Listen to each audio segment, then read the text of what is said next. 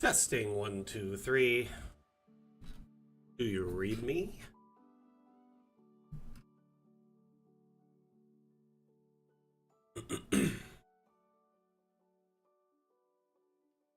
Moment checks. Sure everything's working. It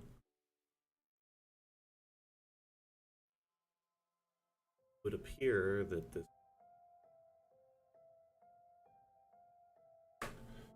Let's just get the chats open on all the other platforms.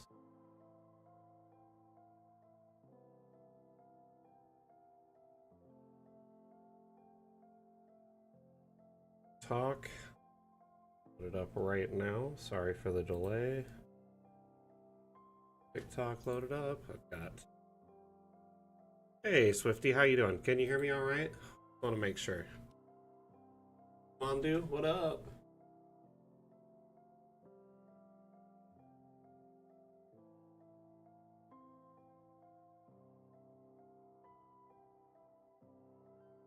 Hello.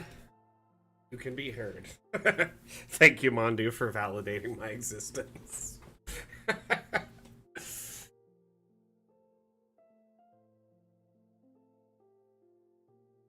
How are you doing today? Hey, Swifty, thank you for being first. I do. I'm real. I'm a real boy. Put my phone on the charger there. Have a sip of this coffee.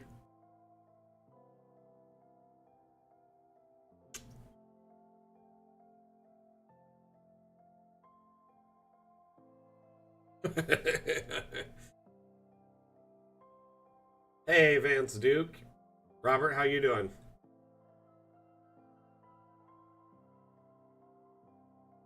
You need more firewood?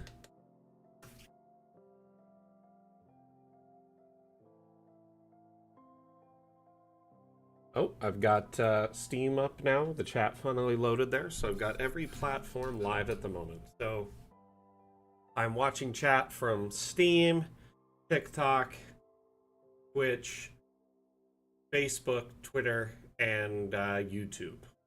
So if any of y'all have any questions, concerns, feedback, suggestions, need immediate support, just let us know at any point during the chat, and I will do my best to assist you. These streams are AMA format, so as we host them, that's kind of what they're here for. Anyway, welcome one and all to the stream. My name is Mac. I am the community manager for Dungeon Alchemist. As many of you are aware, Dungeon Alchemist is a map-making tool available on Steam, but if you aren't, definitely check it out on Steam or our website, dungeonalchemist.com. We have a free demo now available on Steam that allows you to get a slice of, how Dungeon Alchemist functions without actually investing any money. And you can see how it runs on your computer. Check out the forest biome, build yourself a tavern. Anyway. The AMP 42. The color 12.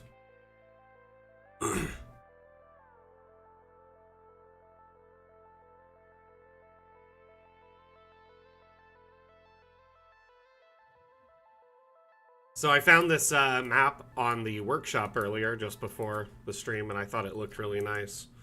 Underground Cove, so like a little channel. Canal type situation, which... Yep, bunch of hitchhikers. I mean, it's a pretty iconic book and movie at this point.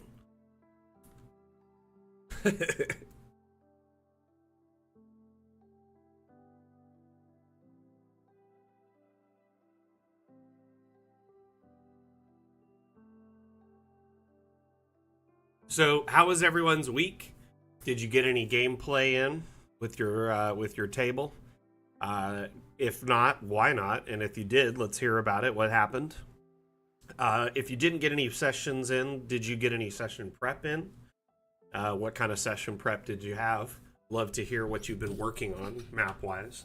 Remember, during these streams, we're here to show off maps from the workshop and 3D models from the workshop.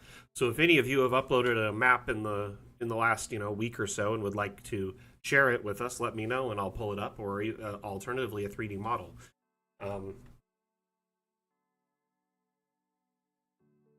I mean, I get it. Wardian.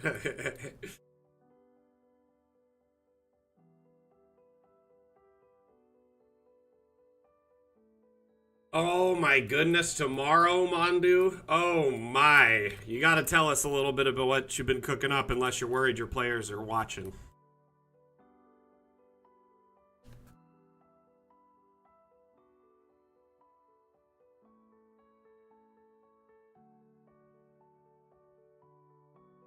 Oh, nice, Robert. Escaped a 3-4 session fight after being captured by some bad guys. Ah. Hope the escape was swift and without incident. Players could be watching. Bummer. Ah! Fine. You don't gotta tell me. So what I love about this map is often people will be like, how do I make a wall thicker than just, you know, these thin walls? And there's a lot of ways to do that, and this is one of them. So what they did is they generated the rooms, right? Or the various spaces they were going to use. And then in between the rooms, I guess they used freestanding walls here, and put a chunk of platform, which is essentially like a large piece of wall. And it fills in there really nice. Just to give an example. You open up a map here.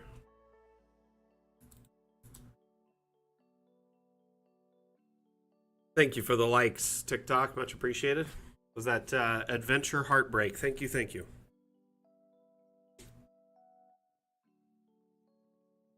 Oh my, Vance. Are they enjoying DA so far?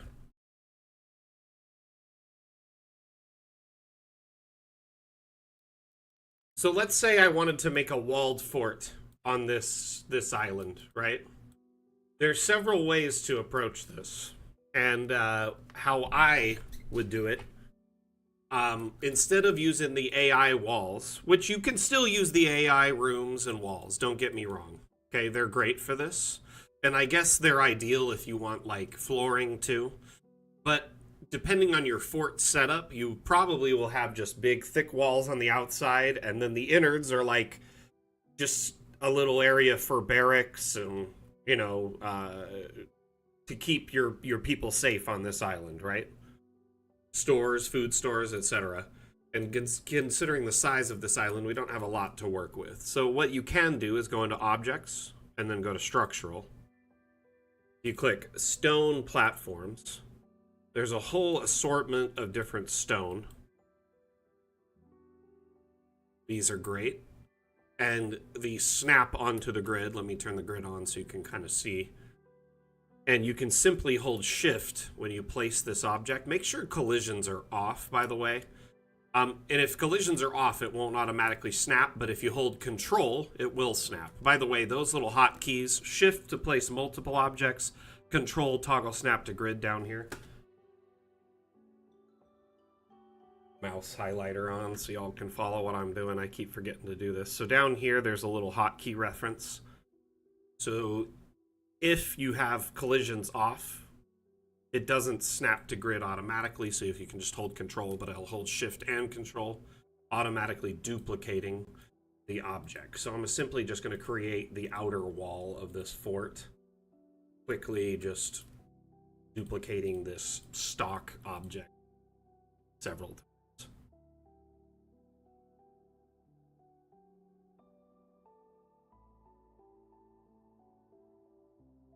Let's go one round here.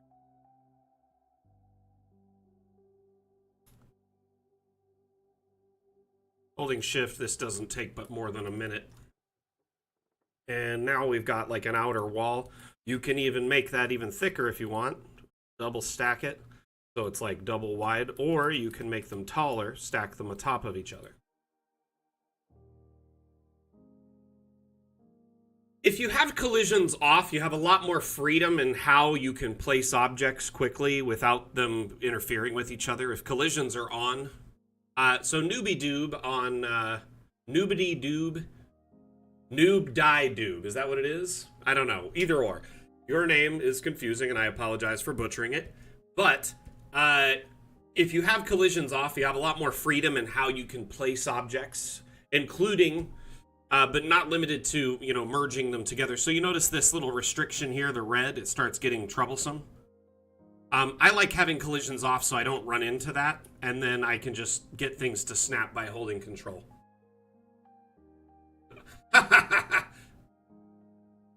It would be nice, Vance, and perhaps someday we'll get to that point. Remember, we are in early access, so a lot of things that feel like it should be there aren't necessarily a stock feature quite yet. And there are ways you can speed up placing objects, like the object brush. Alternatively, I could just draw a room and not do this, but I prefer this method for nice, thick fortress walls. These are great for castle walls, fort walls, all sorts. And to be honest, it really doesn't take that long.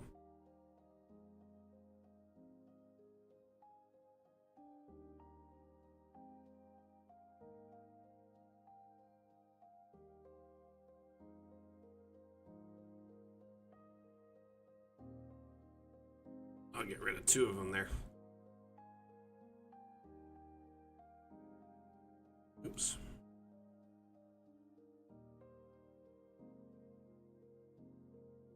Another thing, though, when collisions are off, right? You can raise the object up and down, right? For instance, once you've raised it, I'm going to just delete this. And I'm going to lower this down so it can be free floating instead of like a... Does that make sense? And if you duplicate that one, it'll actually stay at that same height. So now I have like a gateway entrance here, which I just created pretty easily. Nice.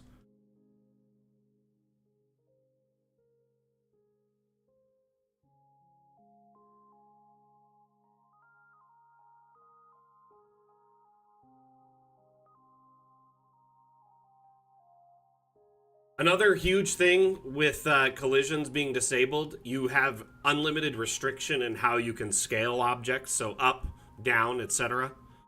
On top of that, like I said, raising and lowering objects, so you can sink them into the ground, you can raise them up into the air. This way I was able to create this kind of gate. I mean, I could put like a stone platform under there, something like this, so it makes it more realistic. I was thinking of putting a platform here so people could walk under still. Let's see. Search if we have a that we can here. Lava lock. Could look cool.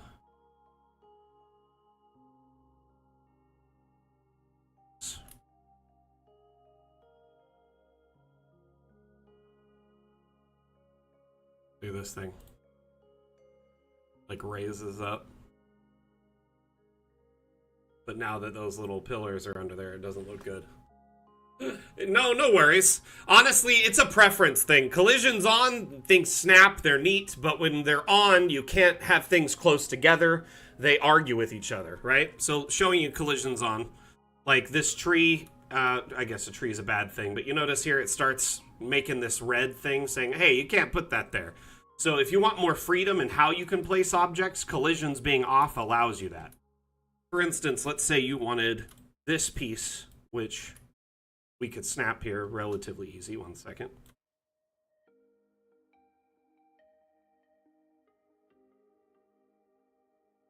Oops. Okay, so let's say I wanted this to be like rotated and tucked in to this to be like a corner piece. And you can't really do that, right? To make like a little 45-degree bump out. With collisions on, you can't do that. With collisions off, you can merge this object in there and make kind of like a neat little kind of corner section that feels a little bit more natural. Oops, when you're rising up, it kind of wants to jump. So we've got that piece. And now that looks like a neat little kind of just a little 45-degree excess piece. It's kind of a fun little immersion piece, if I'm not lying. And that is only possible when collisions are disabled. So you have a lot more object control. Secondarily, like I said before, those other behaviors like scaling an object far beyond or below its scaling capacity and then raising and lowering. It's more just about control, and I prefer to have more control over my builds in this case. Oops.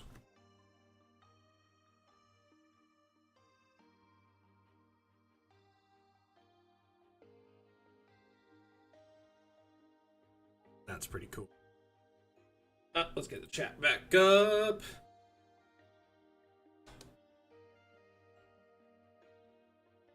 I want to... Hey, by the way, thank you for the follow, noob.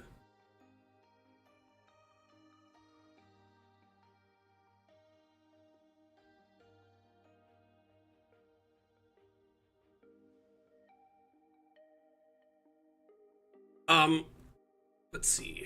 I'm gonna try and I just refreshed the chat just in case because I noticed that no Facebook or YouTube messages were coming through. So I just wanted to be on the safe side there.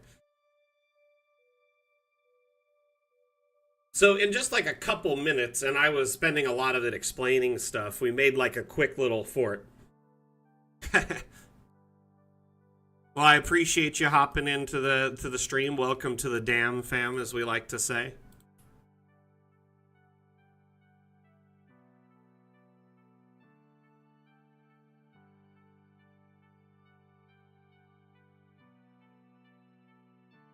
Want to put something that covers that, maybe wood platform.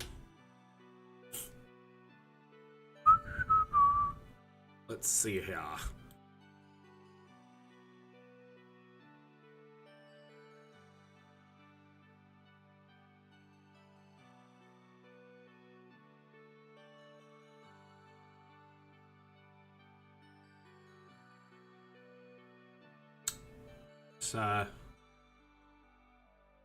Thing's messing with me. Darn it. No, I'll just use a bridge.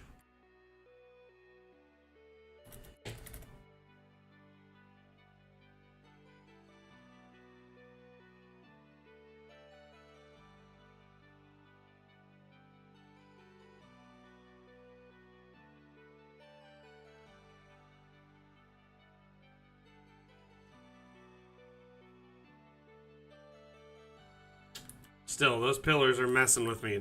Darn it, I can't win today. I'm trying to find an item that'll work for what I want, and I just keep finding the wrong thing. Hey, ooh, that could work. Let's use that.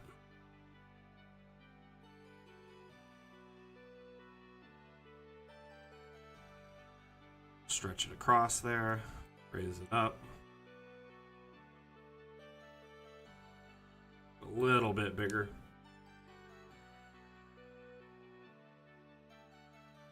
Looks pretty good. Sink it down a little bit so it's more level. Hey, Seisu. Hey, Small Town Wizard, of course. I'll show it again on a couple corners on the build. Sound good? So, first and foremost, it's critical that collisions are turned off. So in the object panel, you want to disable collisions, which allows you to merge objects together without getting this red, no thing. So if I went over here and tried to put this into this space in any way, it won't allow it, right? So I disabled collisions.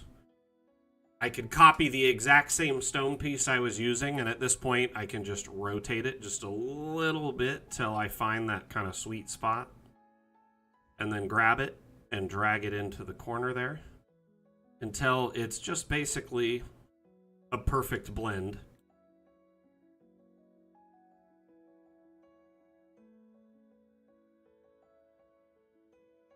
If you do this from directly above, it may be problematic, as DA will try to stack the object on top of the object, but if you're at an angle like this, you'll have a lot better luck tucking it into a tight corner like that.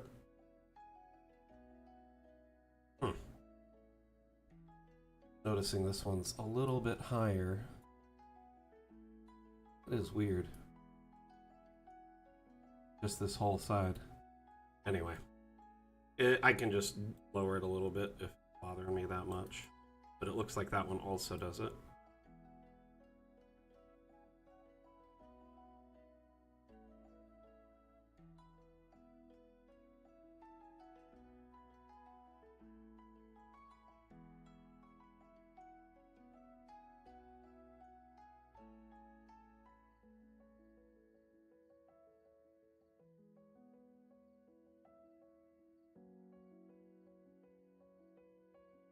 That makes sense there?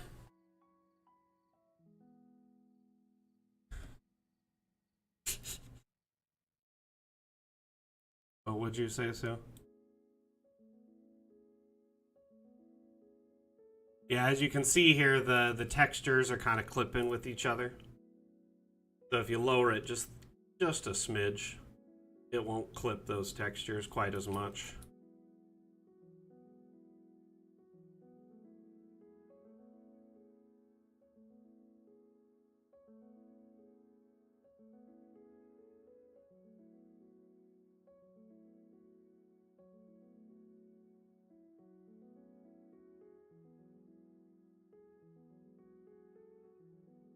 Okay, so we've got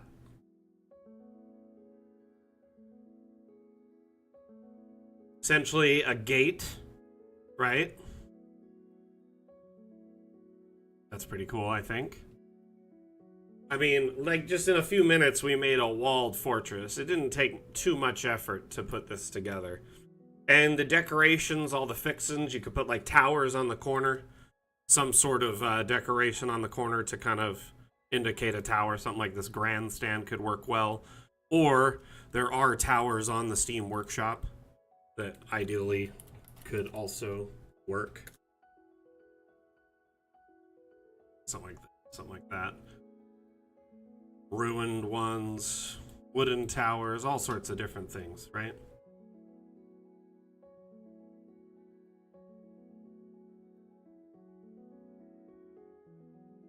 Yeah, that too.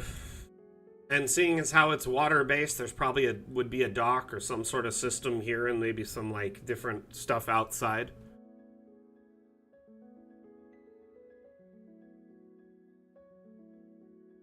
Oh, definitely, Robert. It's super easy.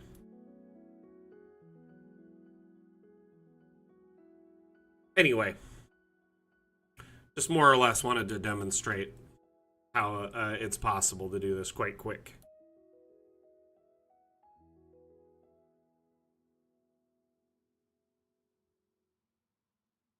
Oh.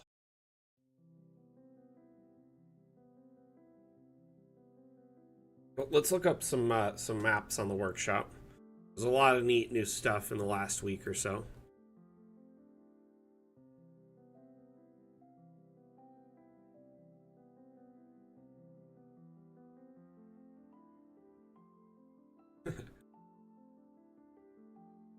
Two different towers in the last week. I wonder what inspired that.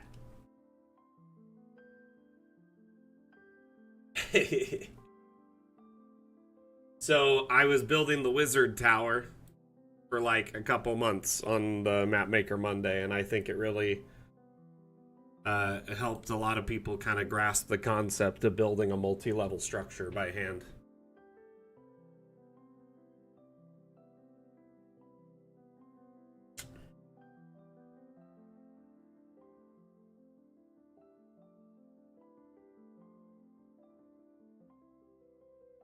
Right, Swifty?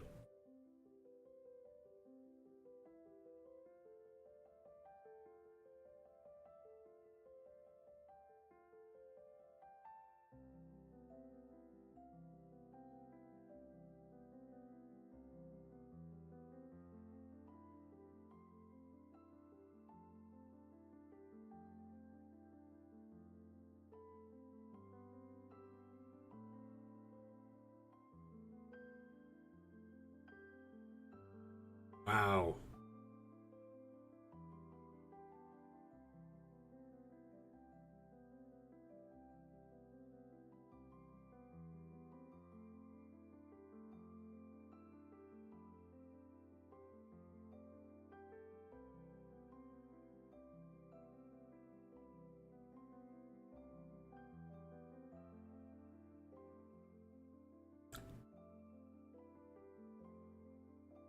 Impressive.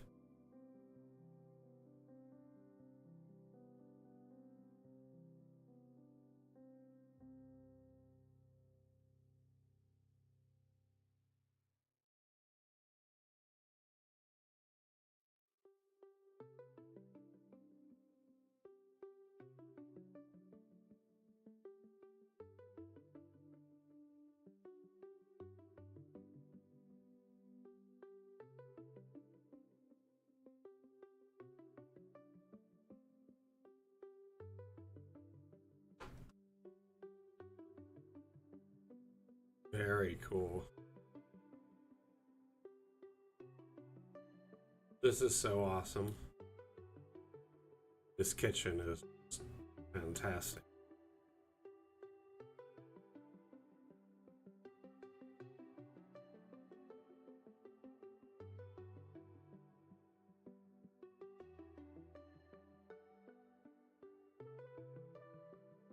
This is an artificer's tower. Makes my wizard tower look like Dookie.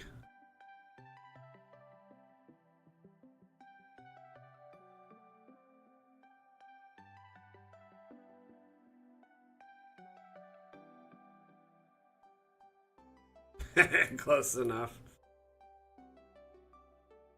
Wizard, gun wizard, what's the difference?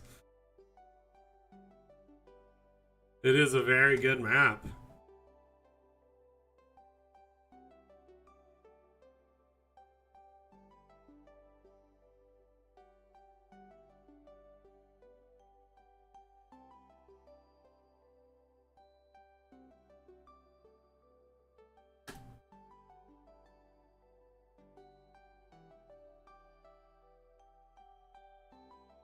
Oh, jeez. Just keeps going and going. It's like the Energizer Bunny.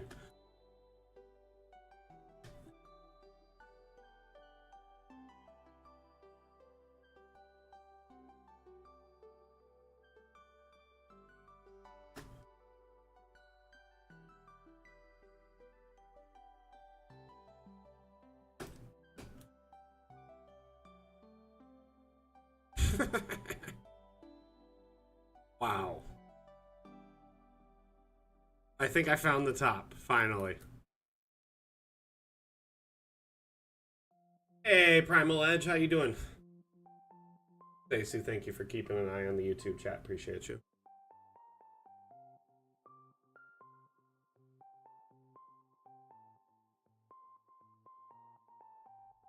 So, you want to see something sad? In top down, it did hit the height limits. Pretty much past this floor here is cut off, unless you're at like an angle. So pretty much everything beyond here is cut off in the top down and would be cut off in the export even. That's a real bummer, isn't it? Because when you go to export, there's a ceiling, like a limit. Still cool, regardless.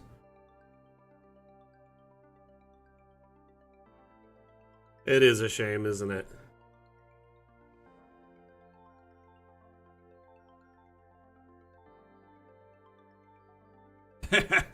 You know, what we should do is add options for people to increase the limit based on their computer specs if they want. So, like, you can raise the render height. However, I don't know how that would affect our camera exports as a whole. I think there is a kind of a reason we have that height selected. So,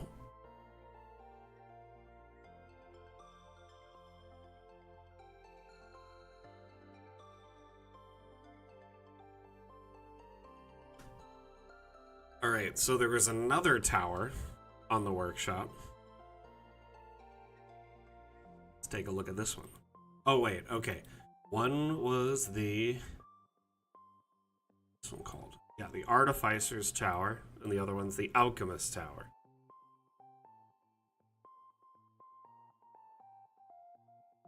Oh my gosh, 300 by 300? That's insane huge. That is a big boy map. I hope it ate all its vegetables.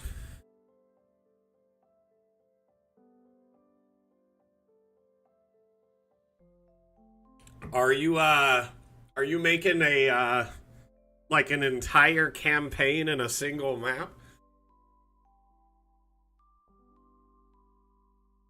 I'm curious, are you playing locally or are you printing the map? Are you playing online?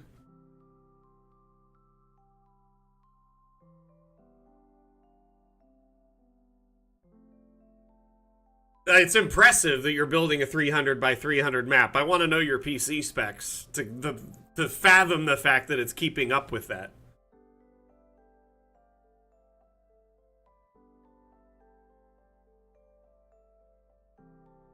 I only ask because I feel like 300 by 300 would be far larger than any virtual tabletop could support.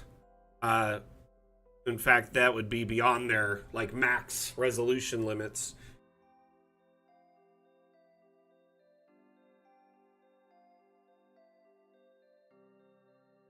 Let's see here.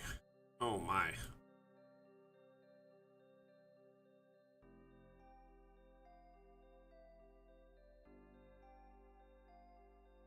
See, I see.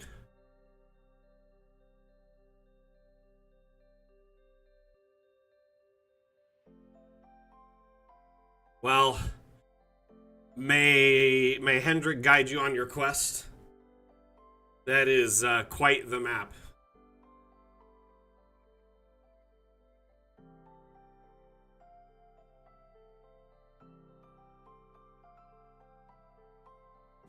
Yeah, Foundry, Fantasy Grounds, Roll20. First off, they have file size limitations, resolution, limits, etc. All of these things are something to take into account. And then on the back end, depending on your players' computers or their internet connections, are they on a throttled data or a limited data? Are they on a potato PC? Or, whatever. Maybe they're on like a really old computer. A large map like that may not load for them or at all. But yeah, you can always take a map and reduce it. Save the master map, save a backup of it. Let me show you something really cool really quick. You can grab the corner of the map. It will be difficult on a map that size, but you could just reduce it to the sections you've made. But you could just pull back like this, and then it... Oh! Hi! Hey, you. Are you Chevron? My goodness.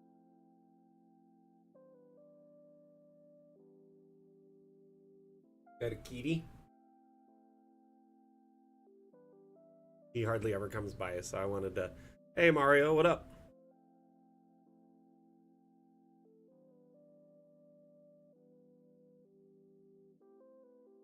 It was a good kitty. You guys want to say something crazy? My cat lets me rub his belly and lets me hold him upside down.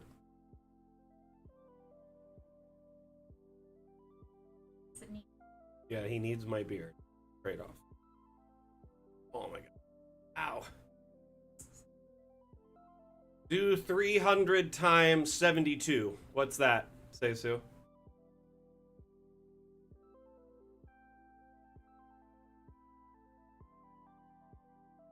The ma'am. Okay. Quit turning me into biscuits. So I guess 300 would fit at a 72 DPI export, but I probably wouldn't work as an animated map. Be very big as an animated map. The file size would be the only worry there. Would it be too big for Foundry to handle file-wise? What's their file limit?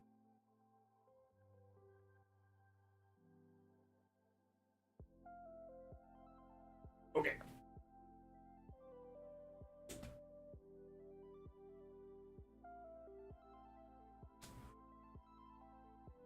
I'm here. The whole gang's here.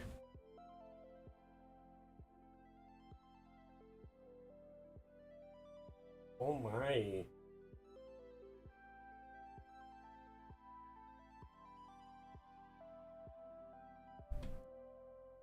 Yep.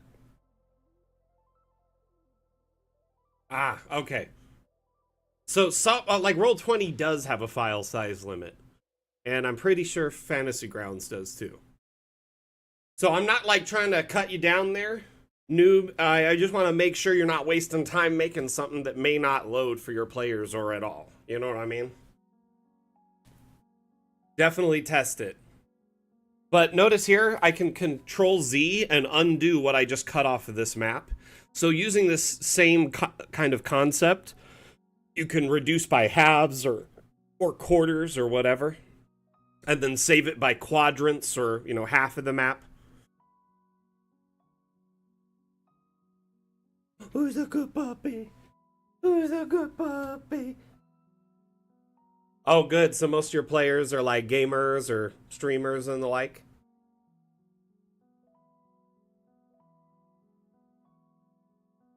Man, I have 128 gigabytes of RAM and I still struggle to load some maps. So I'm impressed you can load a 300 by 300.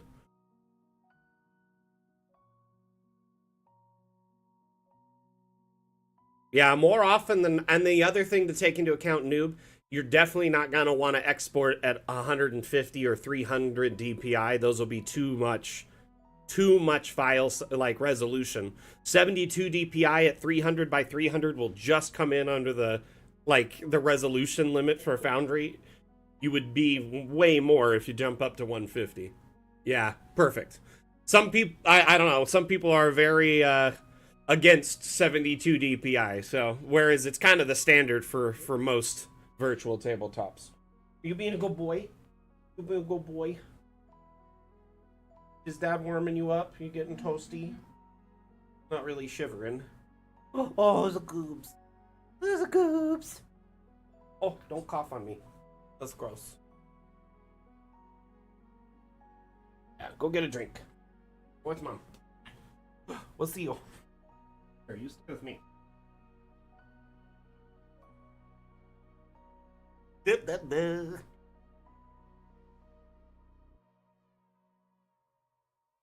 How's my burbs?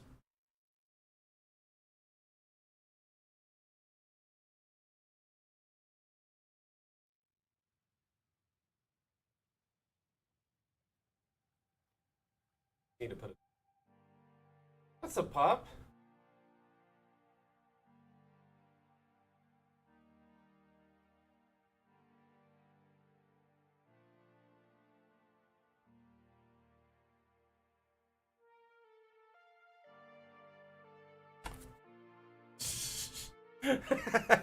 Noob.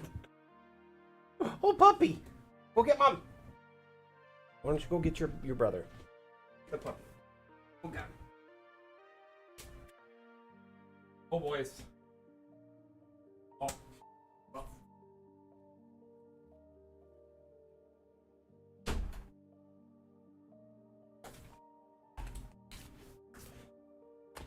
Honestly, I'm glad we caught you just in case. You know, I'd rather you not waste all this time building such a huge map. And it's like, it takes a lot of dedication and time to build a map of that scope and size. And I would hate for you to get to that point and it just doesn't work for you. You know what I mean? Too big. We shrink the token here.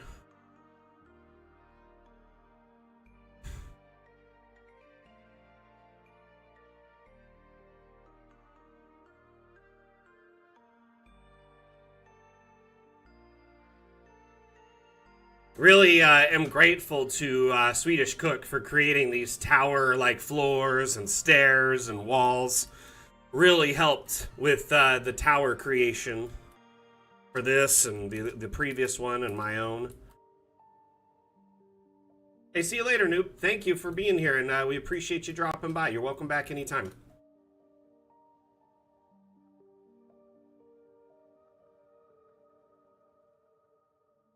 Hey, like this, a little loft.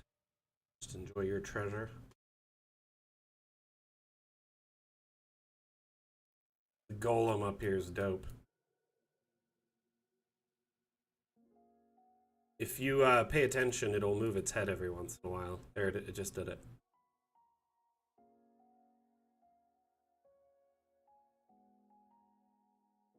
Oh, Primal, of course. Of course. I'm here to help. If you have any questions, in fact, let me know. So, just to get this straight, if I'm understanding what you're saying.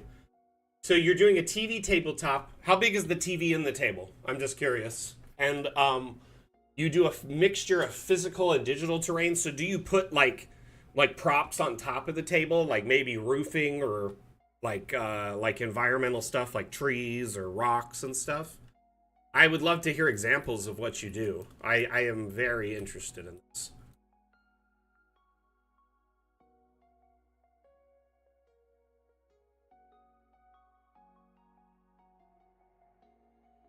Why did the thought of putting a big wall eye in that golem's chest come to mind? Ew. I guess it would kind of look like Krang, huh? Right? From Ninja Turtles. When the devs first showed me the golem, like the image of it, the first thing I did is I sent a DM to Wim with Krang and like the big, like golem guy he's inside, his like avatar. And he just laughed. He's like, "Oh my gosh, it is that, isn't it?" Yeah. And then I just took a brain and put it in it one time. Because yeah, there's like a brain asset that we have.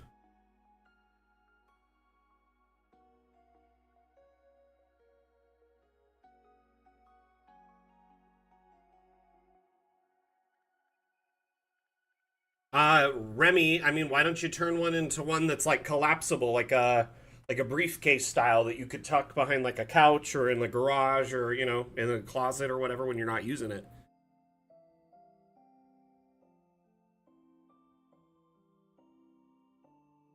Essentially one side is like a tray that folds over and you know what I mean? And you just put a handle on it or a couple of handles. Oh, 72-inch. Oh, never mind. Oh, goodness. Goodness. Yeah, that's not gonna work. It would be amazing, but 72, yeah, that's like hauling around a harp. Like, oh my goodness.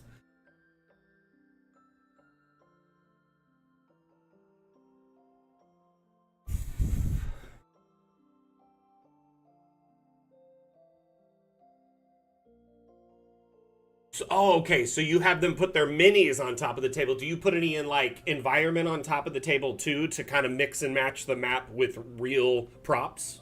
Or is it mostly just their tokens? Sometimes I do taverns or castles, but I also make videos and use that cut screen for between different parts. Oh, nice. Have you done like first person video, like walkthroughs or flyovers or anything like that?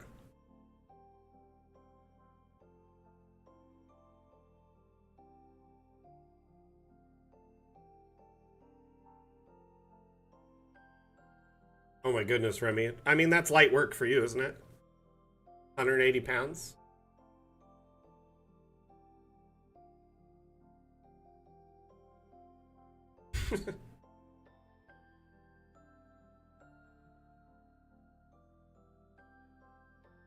So, I put together this weekly. Only like 45 pounds more than you. Oh my goodness. I put together this weekly newsletter, right? And the point of it is to kind of point out different things in our community that are interesting items that from DA that you may not have noticed, upcoming events, uh, the ongoing dam challenge, assets from the workshop, and I often showcase different maps and whatnot, including the dam challenge winners. So, and if you're not familiar with what the dam challenge is, every other Saturday on these streams is the Dam Challenge. So today is the Dam stream. We showcase maps and assets from the workshop. On the Dam Challenge, we showcase maps from a specific map making contest that is an ongoing bi weekly map making event. The current theme is Battleground.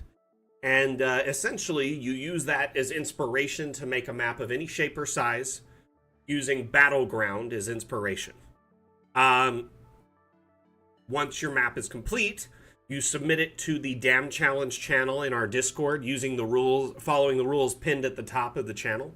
As long as you follow those rules, if your entry is finalized, it'll be showcased during the stream, and if it's the winner, you can win a $10 Hero Forge gift card, and your map is the first map featured.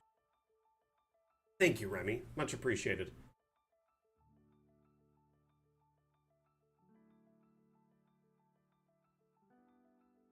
Oh, really cool, Primal. That sounds cool. It sounds like you go out of your way to really immerse your players with like a production level. Do you do any other stuff in your room, like lighting or smoke or effects or anything too, to kind of add to the allure? Love this map. It's brilliant.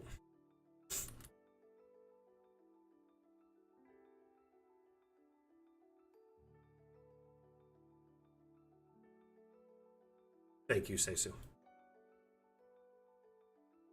Check out this one.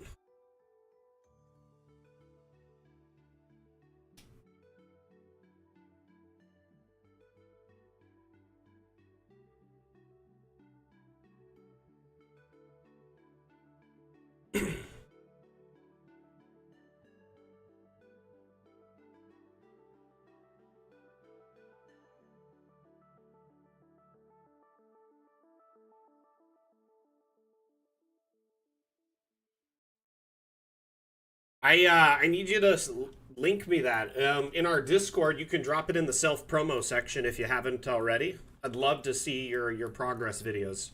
As long as it's Dungeon Alchemist related, you can post in the self promo section of our Discord. So if it's a stream, a Patreon, videos related to Dungeon Alchemist, projects with Dungeon Alchemist in them. Yep.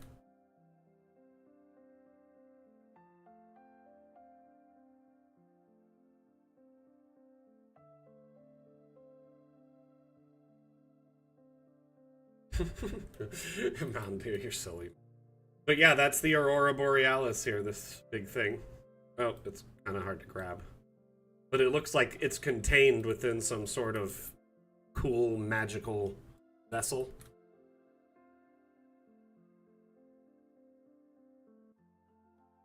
I mean, as long as DA is part of it, I'm just saying. But yeah, and I understand. I'd also be open to a DM if you want to just message it to me. I just love checking out stuff like that. I wanted to make a TV tabletop for myself. I had a spare TV that was just collecting dust, doing nothing, right? It was hanging up in my workout room, which I never even used it when I was working out. I'd only like listen to work, or I'd only listen to like podcasts or music, right? And so I essentially never was using this TV. I'm thinking, man, I want to make a TV tabletop. I talked to the bosses. They're like, yeah, sure, do that. And then like 2 days later, my son gets injured and we had to go to the hospital, and it just wiped us out savings wise. So I didn't have the funds to focus on building something like that in my, and I also just kind of put a pin in it while I was focusing on taking care of the boy. And yeah, now I'm kind of at this point I want to do it again, but then my TV in my room broke. So I had to replace it with the spare TV. So now I'd have to buy a new TV just to make a TV tabletop, which I'd just rather use an old one. Yeah, this is one of Asmo's skyboxes, and it's a great misuse. It's like a globe. That's cool. Nuclear, or just standard vessel? Man, I miss Star Trek a lot sometimes.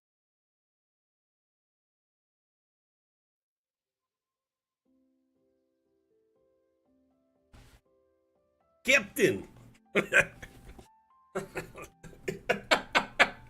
Oh, man.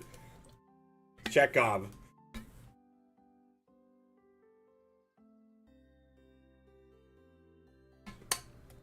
Did I see that tabletop projector setup put up in GM Tools? I feel like I did, but I'll probably take a closer look just to make sure.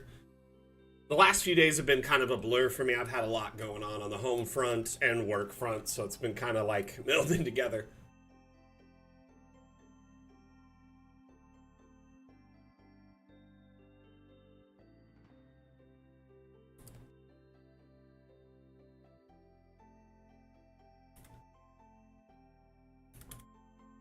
Kind of makes me sad though, because Like Anton Yelchin, like went way too soon. He was a brilliant Chekhov, by the way.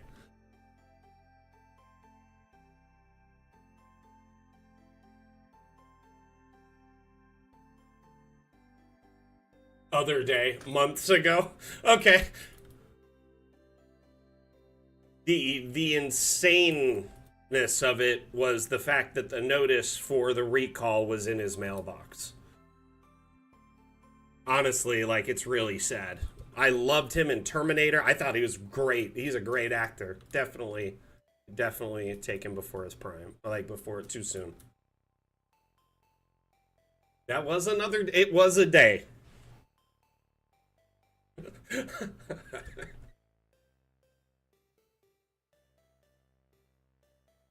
Yeah, so Primal Edge, if you're in our Discord, um just hop in there, and I am labeled as Mac Community Manager. Here, I'll make sure I'm appearing online quick. So you should see me in the dev team list on the side, and you should be able to ping me. Sound good?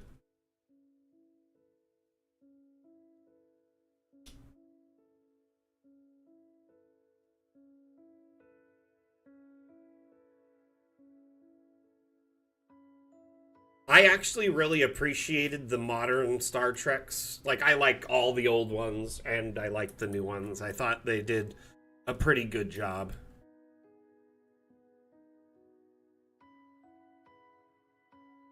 Small Town Wizard? Oh, really? Did you misjudge where you were supposed when you were supposed to be there? Oh my gosh, yeah, Odd Thomas was good. I forgot about that movie, actually.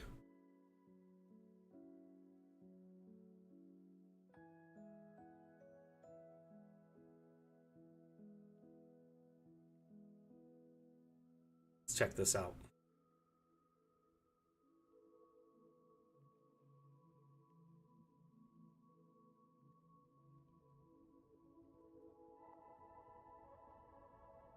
Is Lower Decks the animated Star Trek?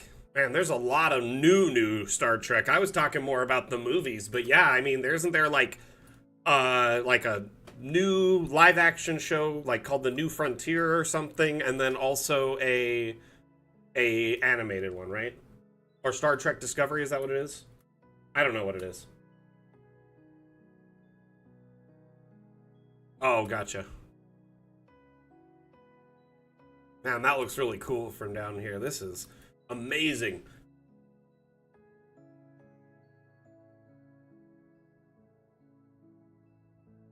So this particular creator has been sharing their maps a lot on Reddit recently, and I saw them post their stuff, and I was like, "Hey, is any of your maps on the workshop?" And they're like, "Oh no, I'd never done that before. Is it hard to do?" And I was like, "No, I walked them through it."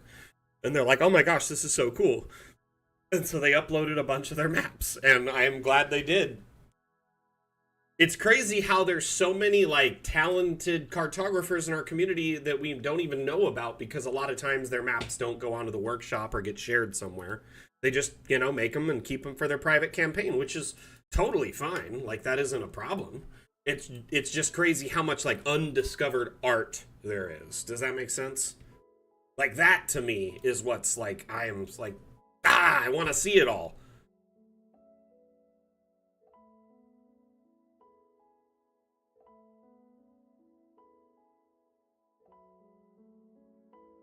There is way too many Star Treks to keep track of. Now, you know what we need is more Stargates.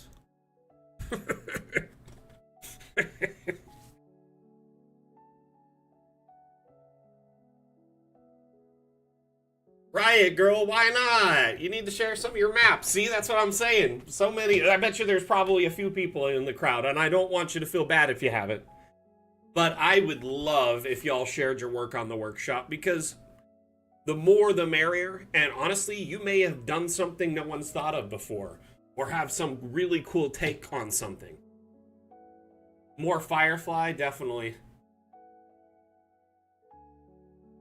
There was like a rumor a few months ago that Disney Plus might be doing a new like Firefly show, but I think it was just like fan stuff. Wasn't like real.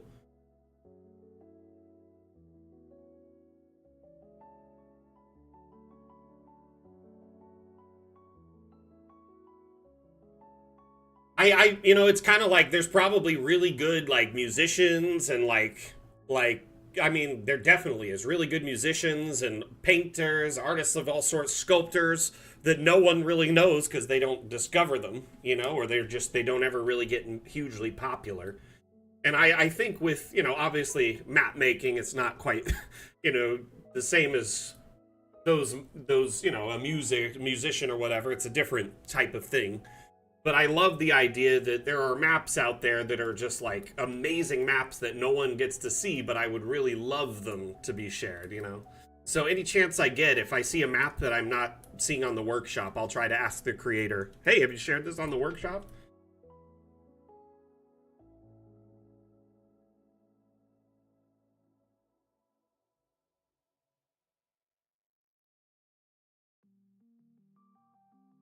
Yeah, I've seen the comic books. They're kind of interesting.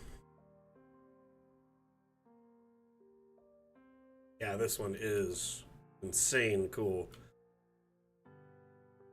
So they took advantage.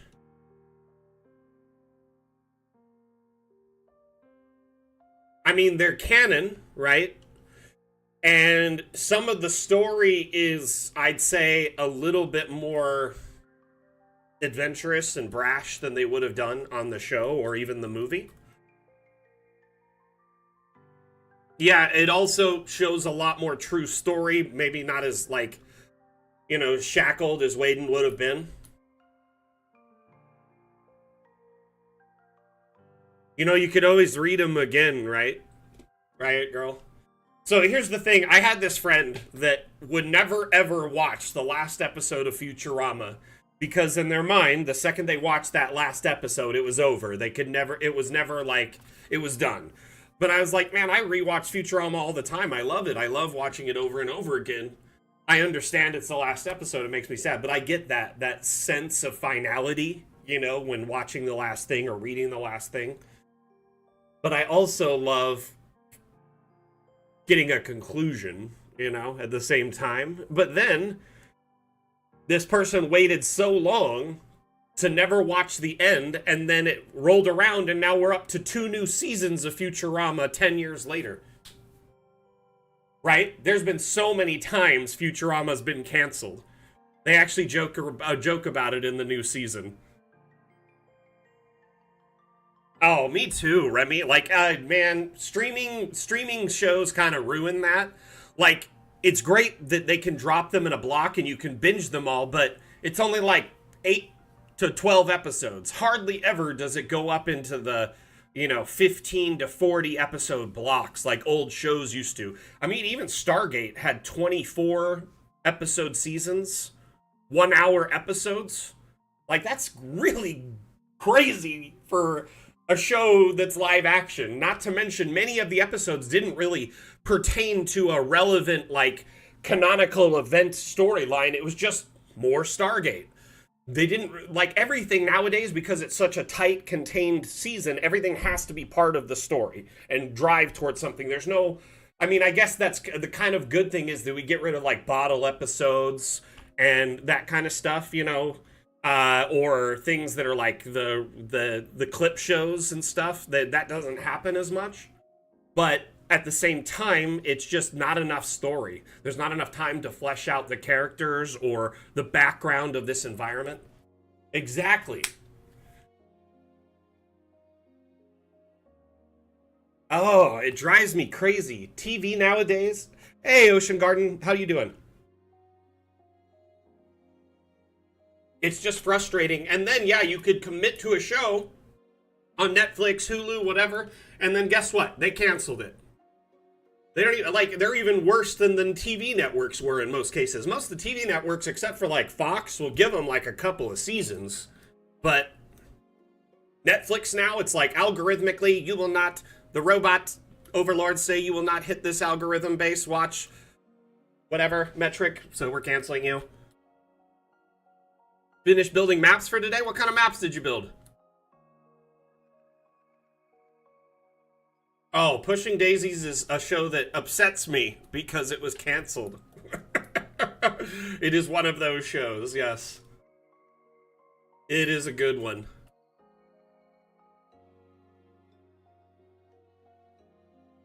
Oh my goodness, this is beautiful.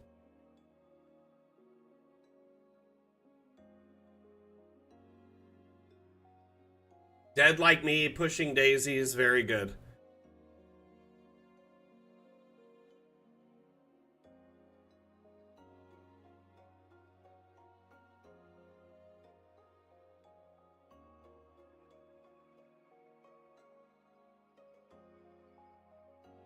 Battle maps mainly, been trying out world maps as well. Nice, nice. Did you post any of your maps on the workshop? I'd love to take a look at it if you shared any.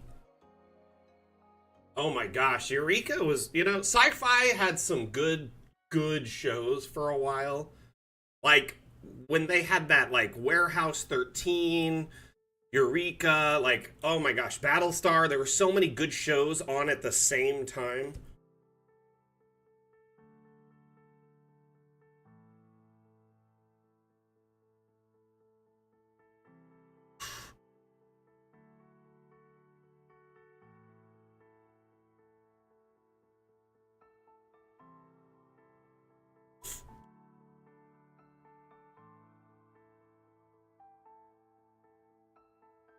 Honestly, I do think that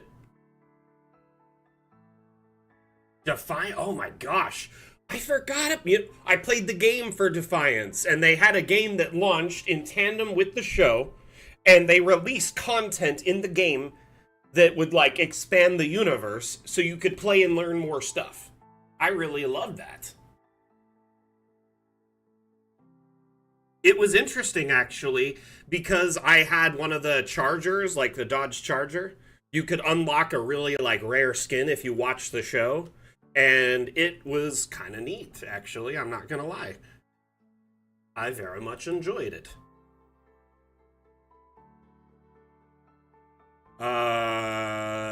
Good question. I don't know what happened to it. Today it was arts and crafts, lots of cutting and gluing. Nice. What are you making, Ocean Guardian?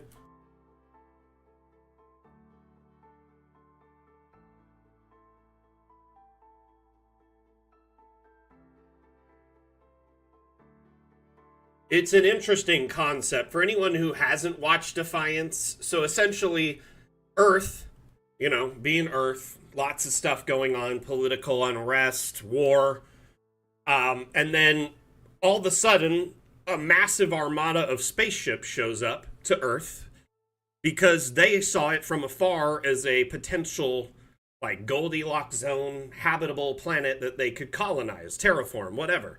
Because they were fleeing what was a dying star system in these massive starships trying to bring several different races of aliens that kind of work together cohesively to come to this new planet. And unfortunately, they didn't realize that there was a intelligent species on the planet. So when they got there, obviously, this is problematic because it goes against, some of their principles to like genocide an intelligent species, and they wanted to work with humans to maybe colonize a certain section of Earth, and many humans didn't like this, and it started a war. And essentially the humans shot down a huge portion of the ships using like nuclear warheads, which was their only like gambit. That and numbers, like superiority in numbers, because they were way outgunned with tech. So as soon as they took out the ships, it kind of gave them an advantage, but it actually screwed everything up. It caused a massive like fall event that like pelted the planet, destroyed many different areas, caused like tons of fire and destruction, and it also tons of technology from the ships that was meant to terraform the planet when they got there fell and caused like earthquakes and terraforming events in random pockets all over the planet. So these aliens, there's like 5 different races of aliens, all different and unique in their own regard, up in these ships. And there's like the last of their society up in these ships. Their ships get blown up. They flee to Earth in like remaining like little, escape pods. And so they have knowledge of advanced stuff. They had whatever they have on them. And then some tech has fallen. So anything that's fallen to the Earth is like people try to go scavenge it and get stuff from it because you can sell it or turn it into stuff. And I mean, it's an interesting concept. So it's like an apocalyptic type wasteland with a few kind of societies in between. Defiance is a kind of pocket of civilization, a city that is kind of doing its own thing. It's not really tied to any main governments, and it's actually a place where aliens and humans live together. It's one of the few places. Usually they live independently. So it's an interesting concept for a sci-fi show.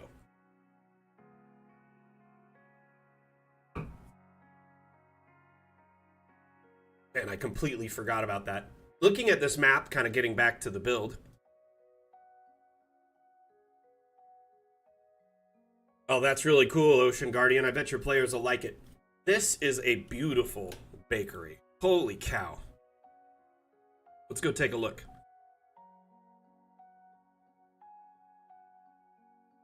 Grab us a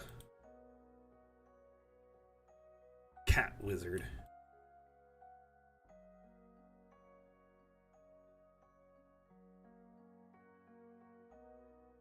Oh man, V? I haven't thought about V in a while either.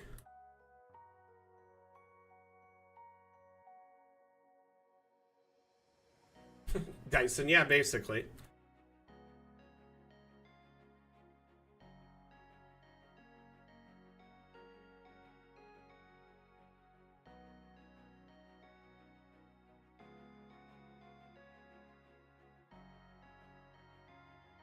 I mean, they probably could have just gone to Mars and terraformed it because they had terraforming tech. And, like, Mars is almost semi-stable. The moon, even. But Earth, I mean, it was the blue marble, the pale blue dot that just looked like the oasis in the middle of nowhere. They didn't have to do much. You know what I mean? But yeah, I think, I think once they realized humans were there, they probably could have moved on, but they didn't have enough fuel to go to another system, so they definitely would have had to settle in our solar system somewhere. Like, they didn't have enough resources to do it again. It was a one-way trip.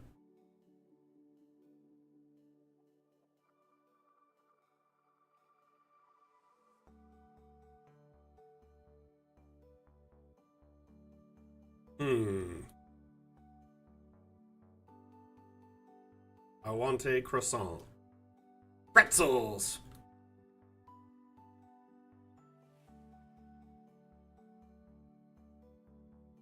Right? Yeah, it doesn't drive the story. They had to go to Earth, y'all.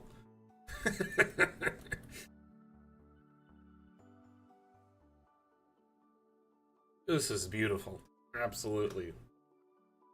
Well done. Simple, effective bakery.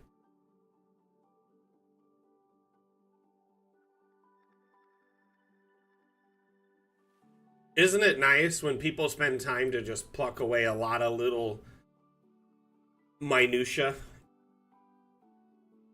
You gonna go get some pretzels? Or pastries. Ah, I see, pastries.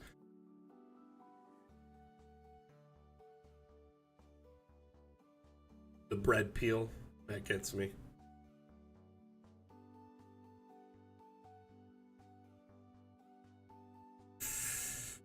Like, okay, so there's two things that I feel like make a kitchen, like, feel really, like, well done. A combination of, like, organized chaos and lots of things, right? So, like, if there's a lot of stuff going on in the kitchen, like messes everywhere, and then, like, well stocked, right? That seems like a well used or well loved kitchen.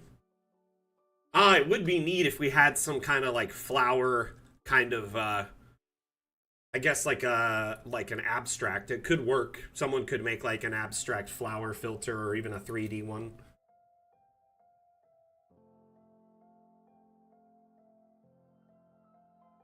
Go in the corner bookcase with stuff and things.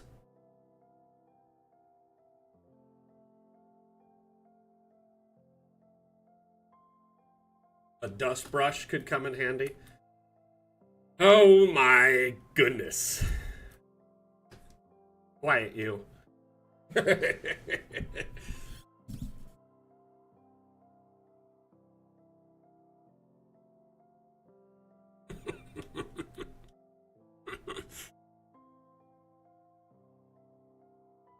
All right, let's load up a new map. I hope the green circle around my cursor isn't too distracting. I would love some feedback on that, in fact. If y'all think that's helpful in figuring out where my cursor is, let me know. If you think it's too distracting or blocks too much, also let me know. Or if there's information in between that you would, feel is relevant. Helpful? Cool. Thank you, Mario.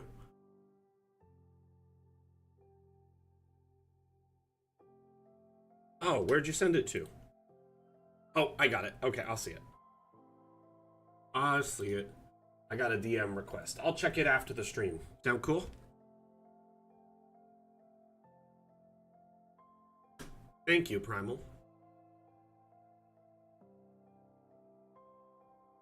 Okay, let us put some objects from the workshop here. Let's take a look at what we got. Been a lot of neat new stuff recently. I always love to sort by most recent, as a lot of times you'll miss things if you don't. Cellar door. It's said that the most beautiful phrase in the English language is cellar door.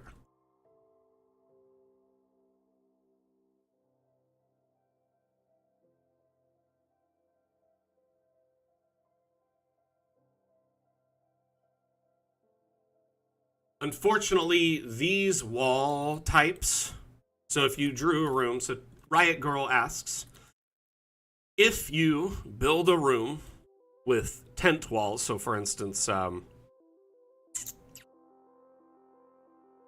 are they? Desert has tent walls here, so you can do this tent shop. Actually, I'll do it without the ground, so it's just like built here. Makes more sense, right? Do some lighting and a door.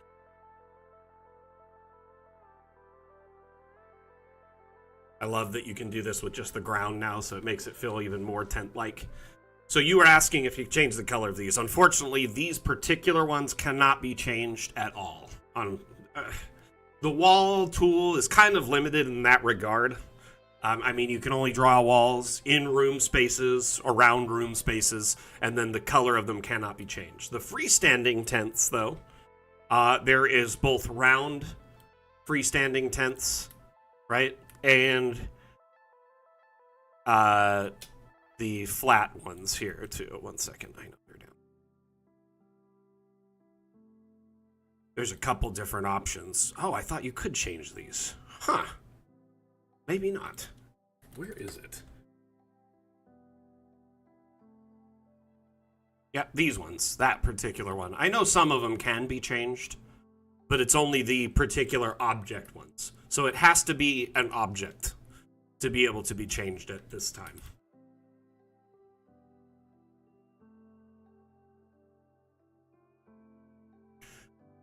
Yeah, you could change it if it's a standalone round object, but not if you drew the room like a round room. So if you went like this, for instance, and you were like, oh, I want this to be a round room. This will not work for this. You can't change the color of this. It will be just the red tint. But if instead you took 4 of these bad boys, right?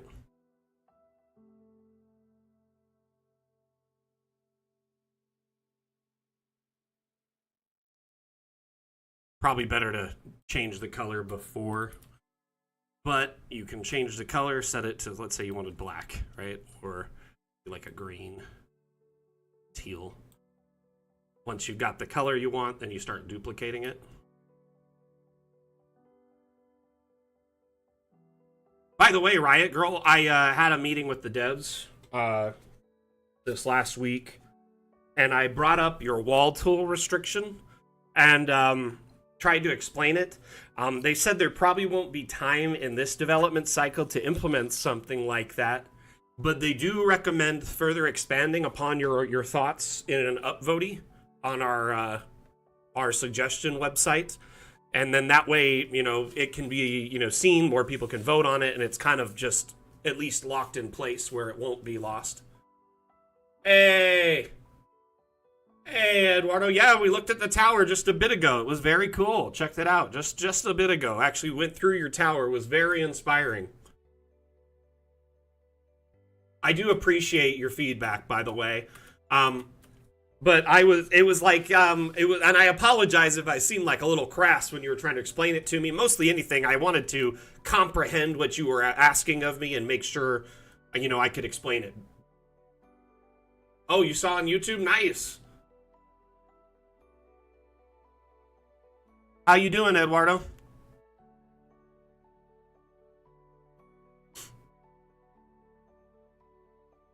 So this tent, I'm surprised not more people have used it. Because it's already like floating, right? I don't know if you notice, it looks like it's like a genie's kind of, I don't know, like that little wisp of air beneath them or whatever. And it'd be very cool to just have like a little floating kind of base. You can build everything inside, but you could also put like rock or something under it to make it seem like a floating island. Like the Hallelujah Mountains or something.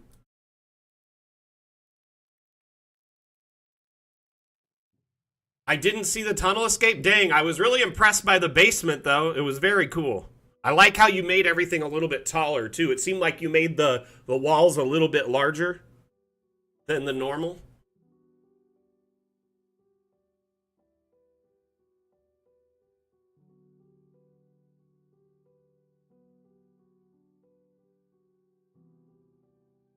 Let's find a rock.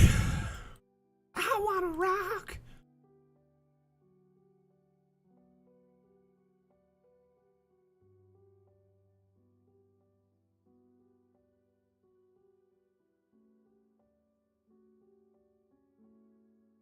I see you, Remy. Thank you for being here. Appreciate you.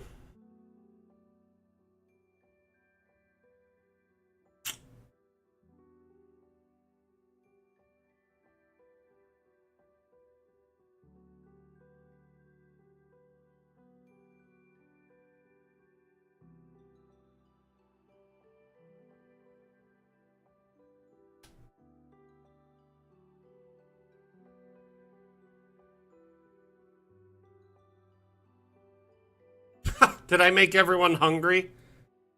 No!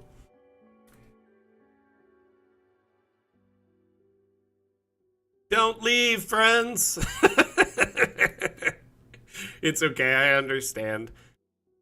We'll see you in a bit.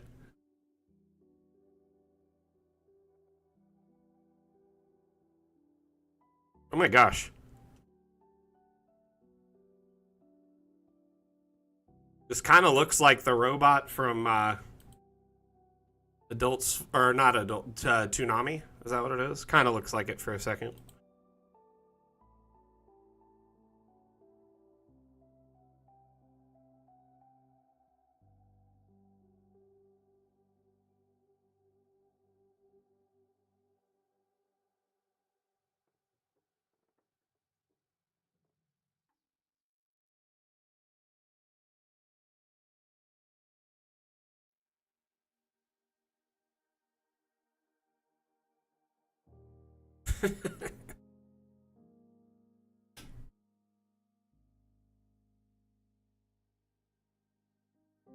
We'll have to take a closer look at your map again if we have some time before the end of the stream.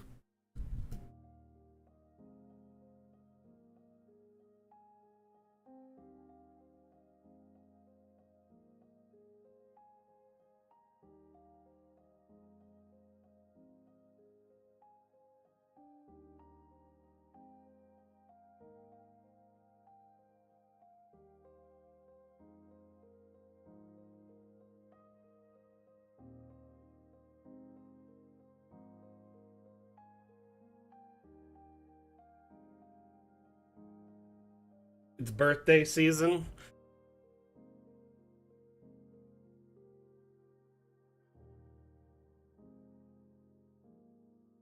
So, Space Ghost Coast to Coast was the sort of spiritual successor to Toonami, if you will. Um, so you had Space Ghost and Brack and Moltar running a kind of interview type show akin to like those like late night TV shows, if anyone remembers that. And this was essentially they'd take clips of old school Space Ghost stuff and then do voiceover with it and superimpose it into a different background. And then they would show cartoons, clips, during the show. And yes, it was essentially Toonami in its earliest kind of form. Um, and then Toonami spun off into its own thing, which actually started as an afternoon type thing. It wasn't a late night thing. It was after school block where they did tons of like action shows and anime shows. Everything from like old school, like, Thundercats and like the old throwback type shows to like modernish kind of anime. And some older anime too, but when I was watching it, there was like every day was like Sailor Moon, Yu Yu Hakusho, Dragon Ball Z, Gundam Wing, like a whole bunch of different anime shows, and then also stuff like Thundercats and Voltron and the like. But Tom was the name of the robot. Mario got it right. He was essentially, they had a robot that was a CG robot that would be the host of Toonami. And Tom was in his spaceship and would kind of walk around or fly and would talk to his companion, which is like an AI running the ship. And then he would talk about the shows and then introduce them. And over the years, there's been many iterations of Tom. Actually, they just reintroduced Tom like 6 months ago. I think Toonami's coming back, if I'm not mistaken. I don't know how true that is. I saw an ad for it. It might have been a fan-made thing, but it showed like Tom talking to the sprite AI, and then he found a room full of Toms, and he's like, "What is this?"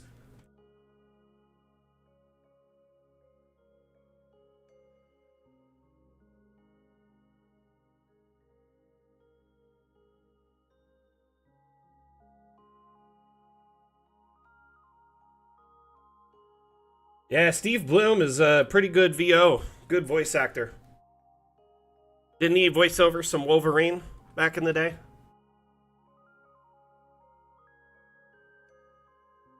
Speaking of Wolverine, I got to see the new movie. And it was so good. I don't want to spoil it for anyone. It was awesome. That's all I gotta say.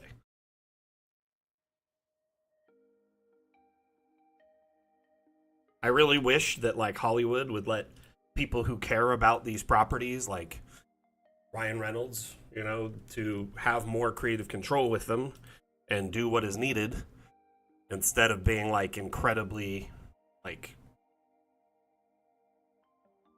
contrarian. It took years for him to get the movie, the first Deadpool movie made, and it's everything since then has just been great.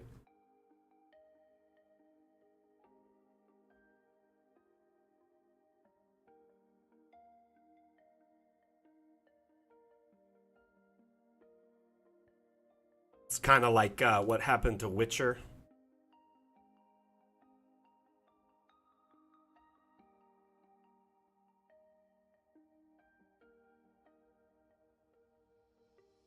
But in the opposite direction. Like Cavill left the show because he was irritated with the writing team and directing team not staying true to the source material. Gotta I appreciate that dedication. Honestly, yeah. Before I have a map making session of my own, I'll look on the workshop at new assets and stuff, and kind of get some ideas. It's a great way to get the juices flowing before you start, making maps for the day. And you might even find something that'll work for your needs. I love a small shop like this that packs a punch, and I think this is great. Also just as quirky. The flooring, the rugs, the arrangement of everything.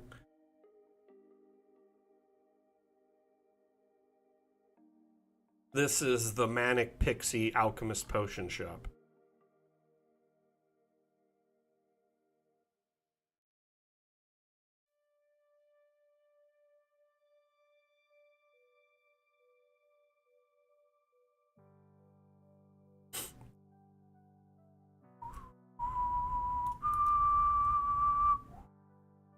Nice. Yeah, I noticed they were really well together. Like, having them snapped like that is good. It makes it easier to just put them together as you go up, right?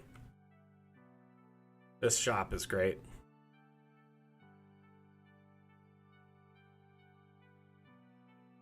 All right, I need to take a minute or so to freshen up my water and let some air into the room. It's getting kind of hot in here. I want to check the air conditioner.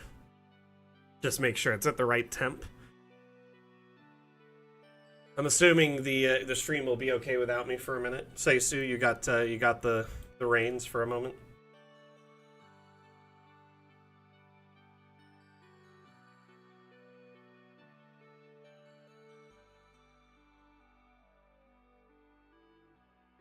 Shh.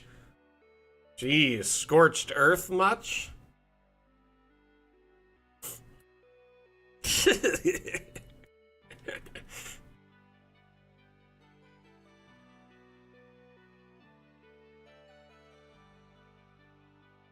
Honestly, I wouldn't. Most of the time, our community is incredibly well behaved. There's usually not any troublemakers or trolls, And for the most part, if there is, I'm pretty good at diffusing them. But if when I leave for a minute, I often worry that someone might act out or whatever. It's kind of like when the substitute teachers in school, everyone would give them fake names or just kind of be a little problematic, not necessarily listen or whatever.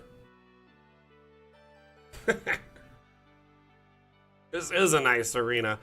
Robert, I'm particularly worried about you acting up. No, I'm just kidding.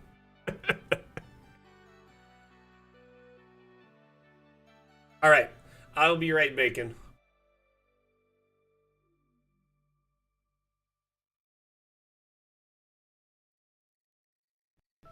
You stand before the long, dark road to the fabled realm of Goyak Ta, and before What do we see? I don't know, a goblin. I kill him. But before she does, I, Gilliam of Firth, demand to know the goblin's name. Hi, my name is Woblin. Where do you live there, Woblin? I don't think that's relevant. Well, but I, Gilliam of Firth, demand to seek the goblin's abode. Clever. Find family. Kill entire bloodline. I like it. Seriously, we're doing this? Okay, well, won't be needing that anymore, will I? Ever get caught by your players with your pants down?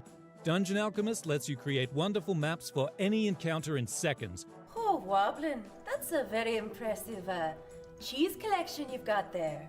Yeah, it is quite impressive, yes. But you know what's more impressive? This map I have to the fabled realm of Goyak Ta, please take it and leave. Close the door behind you. Mr. Woblin, I cannot help but notice that you have a secret tunnel underneath your cabinet. Care to explain? Download Dungeon Alchemist, the AI-powered map maker, on Steam today. You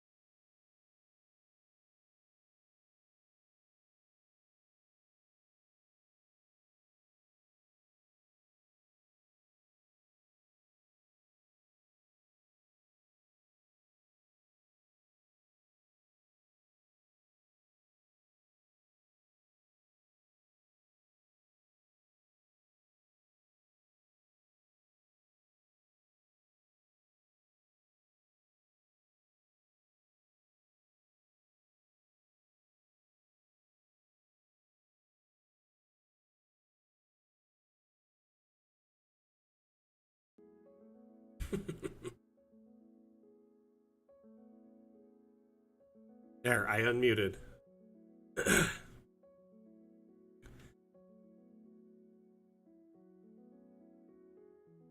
You should be able to hear me now. There are some who call me Jim.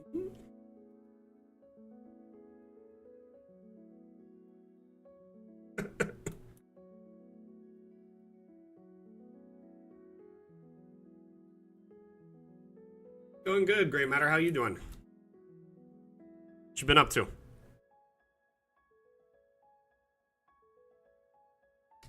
Oh, by the way, I know that there's been a lot of people in our community asking why round rooms have a limitation of 20 by 20 being the max size you can make them. I asked one of our lead developers about this, and he told me he would get back to me on it. At least, you know, it's something that they're looking into. I'm not sure if it was a particular like design choice, but from what I was told, and as many of you are aware, when you make a round room, it makes the round segments as one large piece of wall instead of a bunch of small segments linked together. And I think it has something to do with how big the segment can be. That's the limitation. So, you took on a writing job. Well, congratulations on the job. Most likely well deserved. I'm excited for you. I am very excited for you. That's awesome. Like, seriously, a new gig is always good. But a massive writing job, nonetheless. I hope you, take it a day at a time and don't stress yourself out.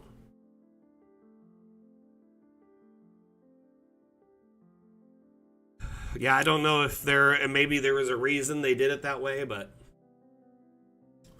Grey Matter, I totally feel you on imposter syndrome, like, all the time. Like, especially as a content creator and a streamer and community manager, it's sometimes something that creeps up all the time for me.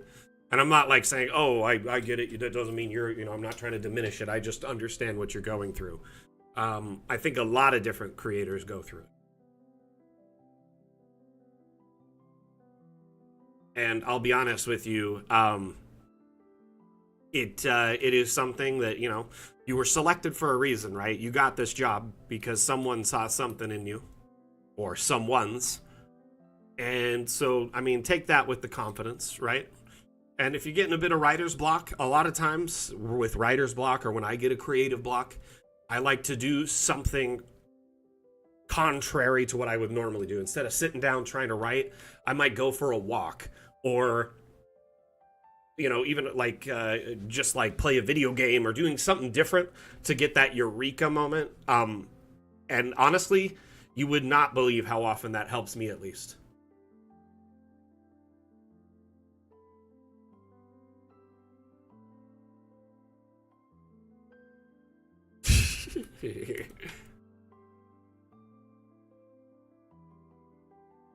But you got it. You got this, Grey Matter, for sure.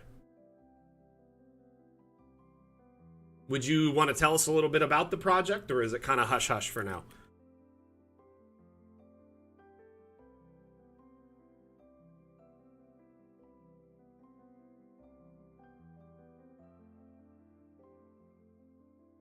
Oh my. So, thesis is usually pretty big. What kind of thesis was it that you wrote? That can make a lot of difference in how much documentation it is. A thesis is always rather hefty, though.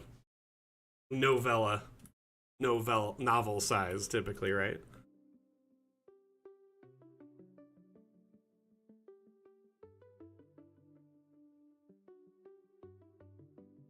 This is brilliant. A good little arena setup. People go in on one side, baddie comes in the other, have your fight.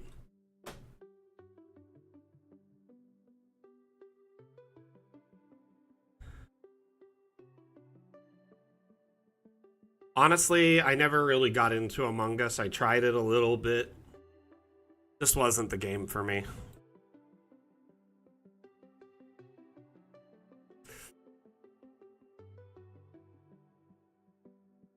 I guess I really don't care for multiplayer games with a backstabbing element. I like playing games with my friends and family to enjoy their company, not to break our family apart.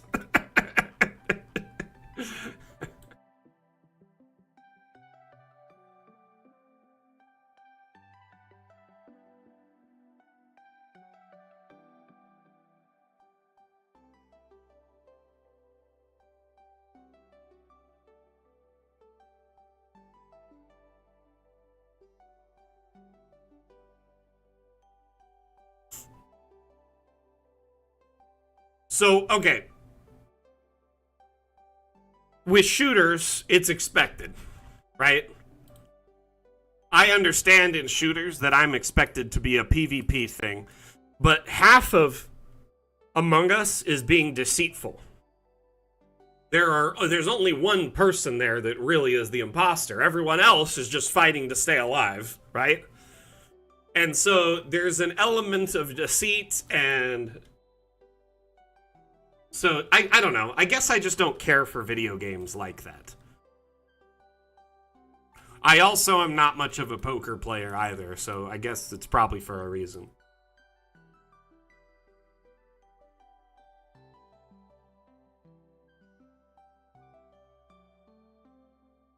I'm not saying people who play those games are problematic or anything. That's just the reason I don't like them. That's all. That or, you know, Uno online.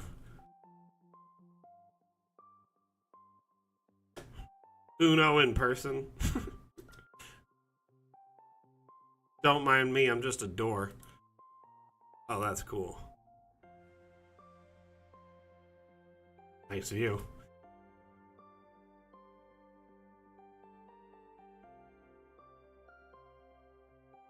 So how much time do you have for this project?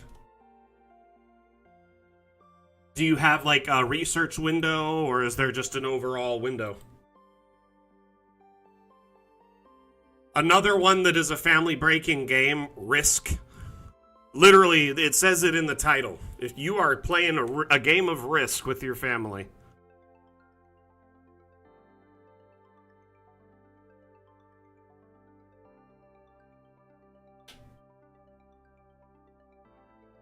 The name of the map is Seelie Tower. SeelieTower.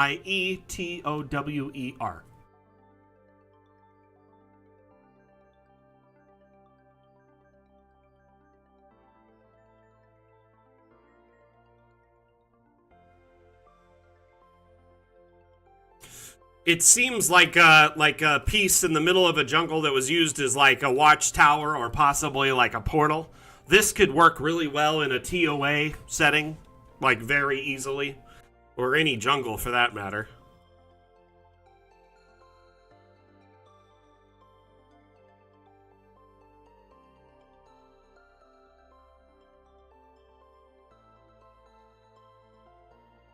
Okay, whoa, you have till the end of the month? That is a very small window for a large project like that. Oh my goodness. Hey, we'll see you later, Primal. Thank you for being here.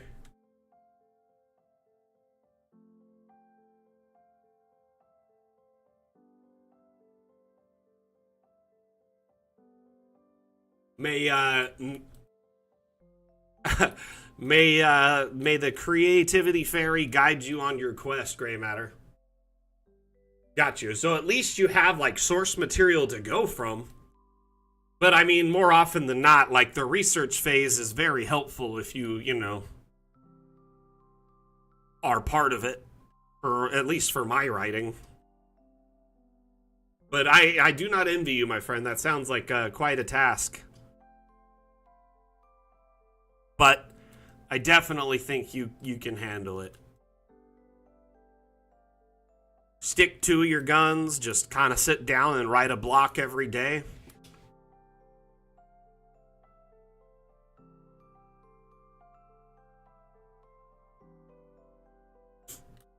The one thing I say as someone who works exclusively from home and has for years is, you know, and works for myself essentially, is you have to be like a boss to yourself sometimes and get on your case.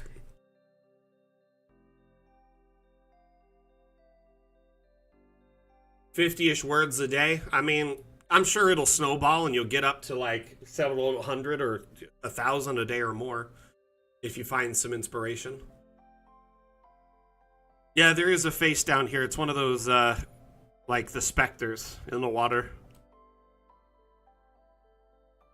It is, right? Super creepy. There's another one over here. Kind of reminds me of Lord of the Rings. Then we have a statue here, so there's a little bit of both.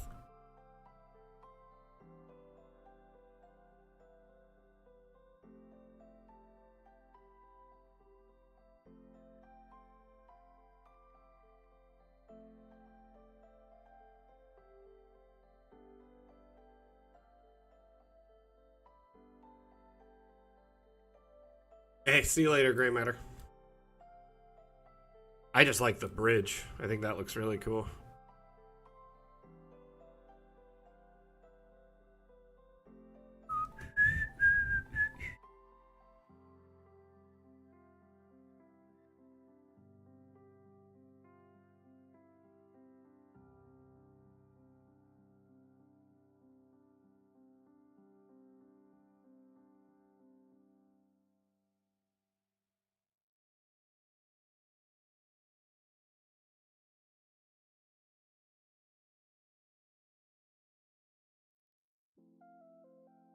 I think it looks great.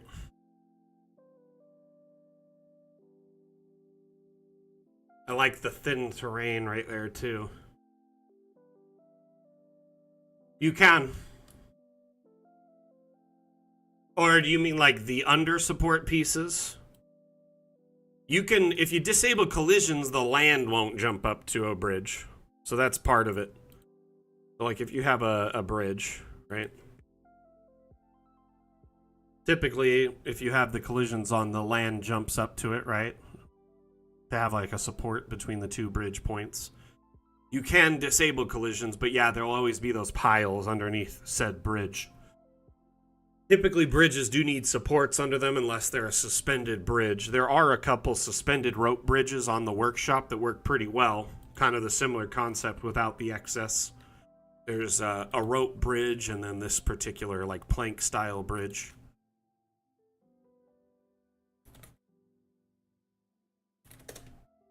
Oh, I think it was that first. So there's a couple different rope bridges, right?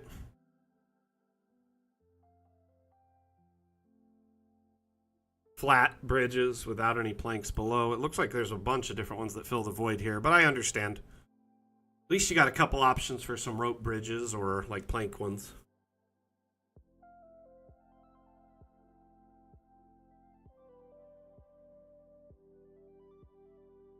Oh.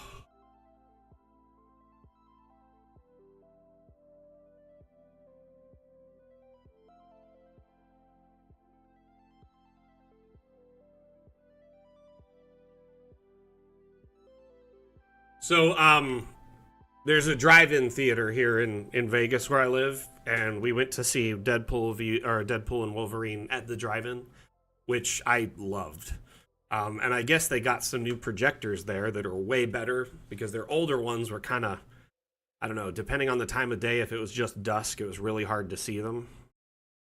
And we went to like a later viewing, it was like 11 o'clock. And as we were driving there, a storm started happening. It was like raining a little bit. And I was like, oh, shoot, I hope it doesn't keep raining. It'll be hard to see, you know, from your car. You got to keep the wiper blades on. They might cancel the show. Who knows?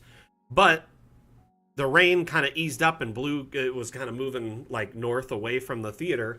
And there was all these thunder and lightning going on behind the screen. And you could see it happening like half the movie. So it would just be really cool while we were watching a huge... like a massive lightning burst behind the screen. It was pretty fun.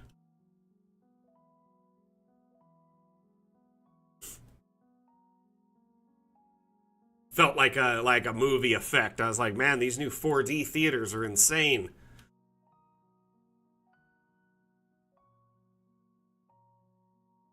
It was like miles behind the screen, not anywhere near it, you know, so it wasn't like it was dangerous or anything. Yeah, this bridge looks great. Alrighty, let's go look at some other maps. How you doing, Random Ladybird? Hope you're doing well.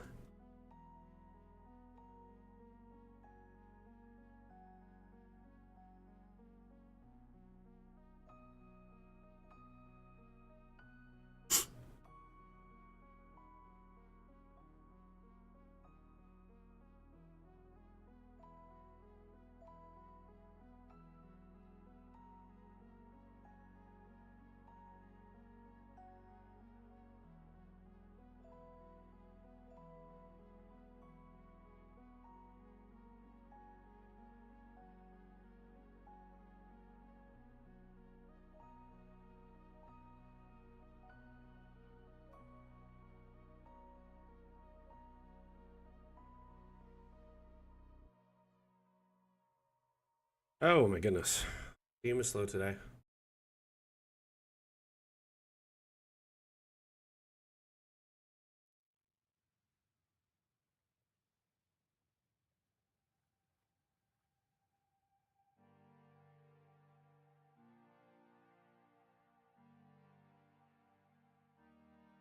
Oh, Dyson, right? Isn't that the worst? Hey, see ya, Eduardo.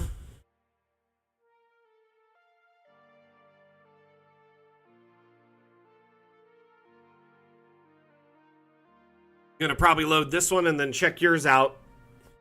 In fact, if you got a minute, I'll load yours really quick because I've already got your assets loaded, so it won't take long.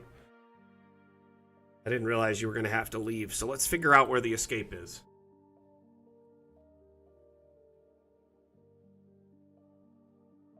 Ugh.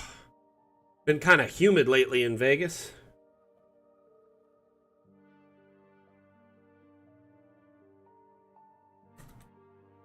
And I do not do humidity well. Today isn't bad. But it's also 107 degrees right now. That's 42 Celsius for my friends across the pond.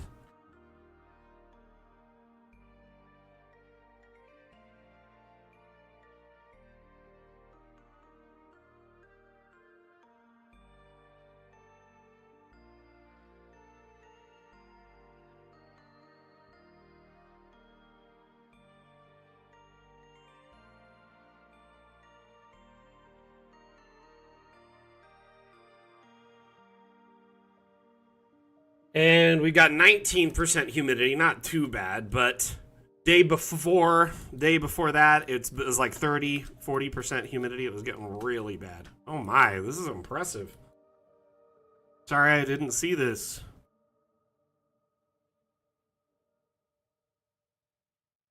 Oh, okay. It is definitely under the tub.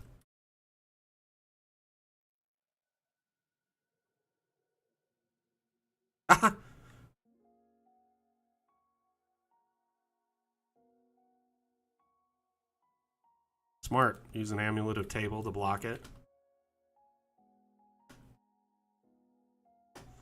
Funny, I found this bathroom, but I didn't see this earlier.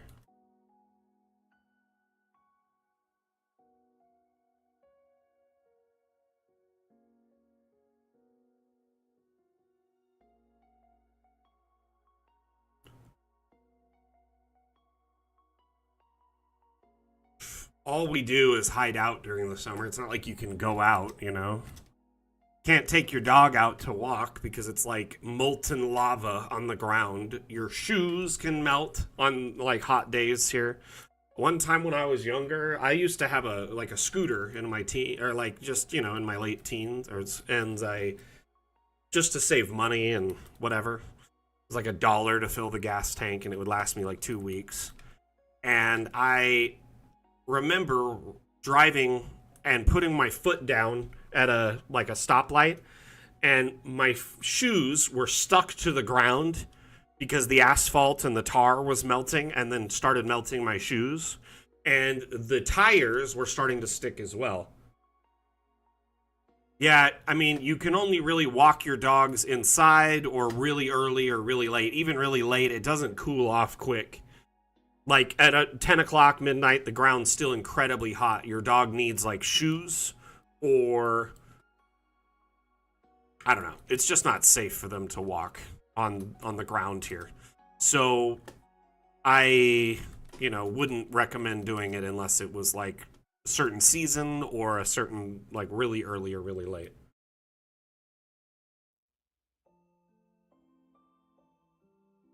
Seymour gets tons of zoomies. So we have a big long hallway and we play with him like during the summer every day for like an hour until he can't even run anymore.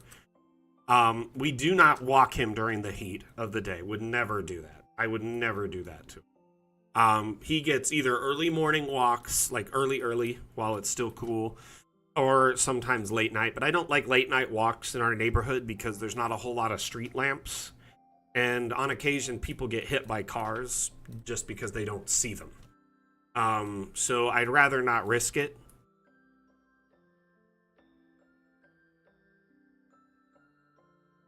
But yeah, there's like a few parks we can take him to and let him run in the grass. I get it, not everybody has an ideal space for allowing dog zoomies. Seymour just happens to be very small. He's a baby, compared to most dogs. So zoomies are okay in the house with him. Depending on how big your dog is, zoomies in the house may not be an option. Big chunk. What breed of dog do you have again, Dyson? Is it a boxer or... I feel like we've talked about this before, but I can't remember exactly.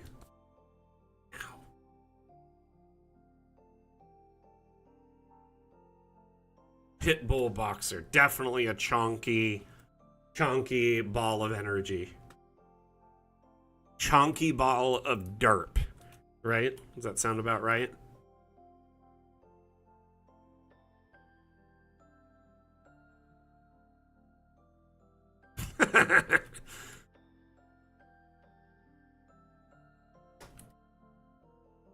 Boxers are... Yeah, I've had a couple of boxers. They're a great breed. Uh-oh, pup cups? No, he's addicted to them.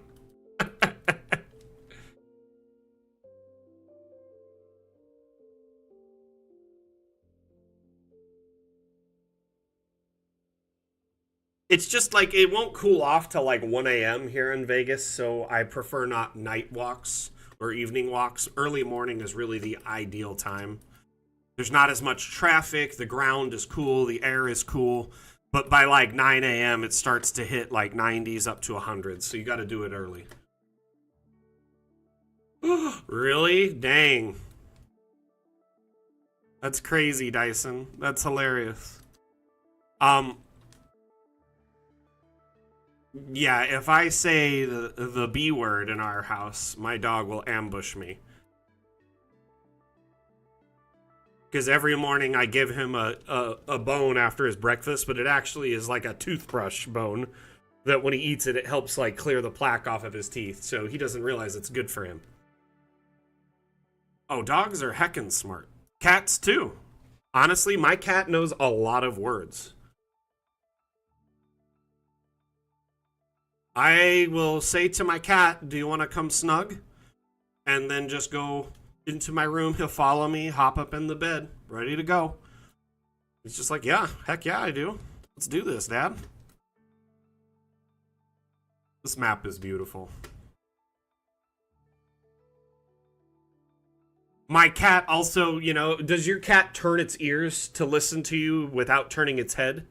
So it'll be like its ear turns around to listen to you, but not its face. So it's clearly ignoring you on purpose. You're like, I know you can hear me. Your ear turned around, both of them, and perked my direction. But you choose to not face me and listen to me.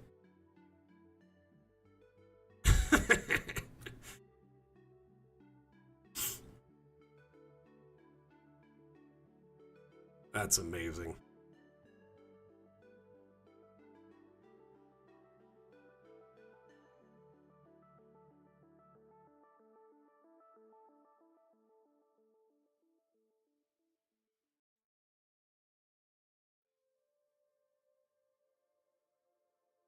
Like a ow, kind of like that, like a meow, but out.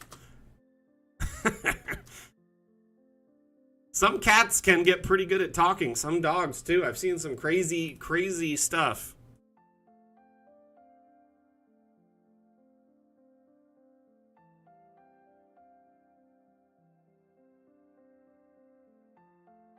I love this. This is brilliant. All right, let's go to that other map really quick.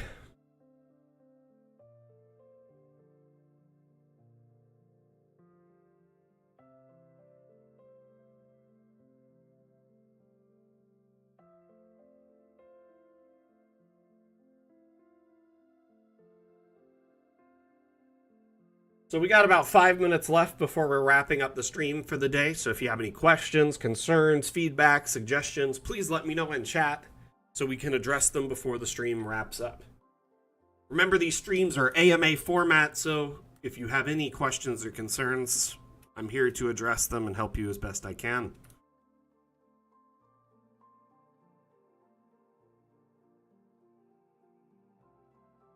Sylvan Encampment. Very cool. Ooh, got a mine shaft here.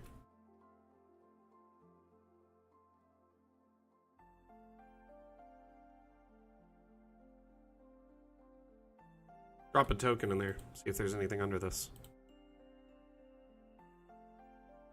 I don't think it'll let me put it in the pit.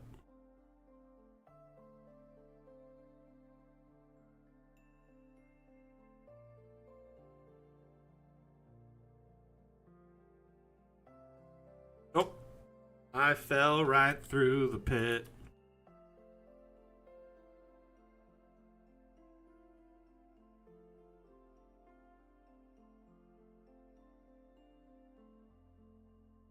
Poor rat.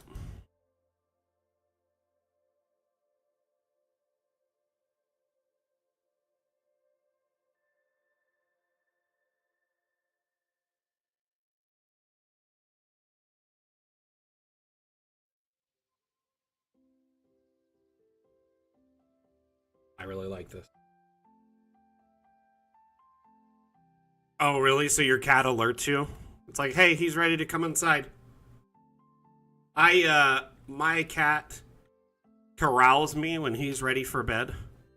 He'll come into my office when I'm working, like late or gaming late, and just come up to my lap, put his legs up on me and be like, meow, meow, meow. And then jump up on my lap, rub his head all over my beard, and he's like, come on, Dad, let's go to bed. So, yeah, he'll get incredibly insistent the more I ignore him, and jump up on my desk, walk all over my keyboard, knocks stuff down, just gets up in my stuff until I pay attention to him and come to bed. He basically gets to a point every evening where he's like, I want to snug, I want to go to bed, let's go snuggle, and he'll tell me it's time. But the funny part is he'll snuggle in the bed for about 10 minutes, kind of take a quick nap, wake up, and then wander off, and then come back like an hour later. So it's basically he's just telling me it's time for me to go to bed. And then all throughout the night, wander back, get in the bed, snug, chill out for about 10-15 minutes, gets too hot. I'm assuming that big fur coat gets way too stuffy, you know, in a bed.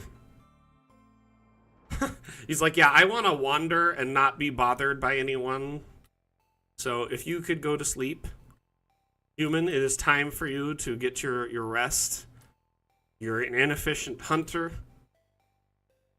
and you are not that good at taking care of yourself, so please.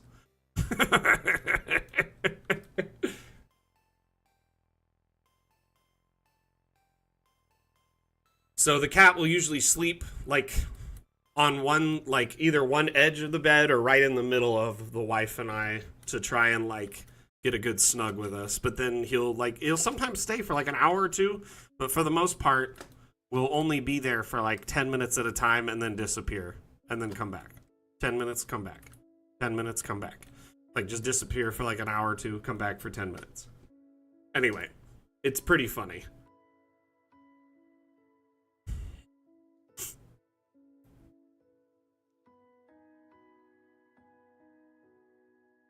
The puppy, Seymour, just loves getting snugs wherever he goes. He loves to jump up into my son's bed and snuggle him because his bed's low enough for him to jump into. And then when our bed, like we have a little stool next to it, and if it's not close enough, he'll get upset. It's funny. So we basically like have to allow him access, or he'll just chirp at us and be like, yep, yep.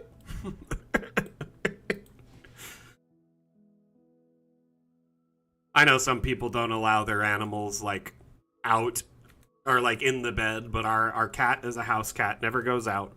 And our dog is, for the most part, a house dog. He only goes out when we walk him. And we wash his feet after walks and bathe him like once a week. So essentially, it's not like they're like a dirty animal per se. Guard cat, nice. That's cool, actually. So essentially, our cat will kind of sleep in the bed, then go lay down on the floor and stretch all out like this, like all big to cool off. Come back to the bed, snuggle with us, go back, stretch out.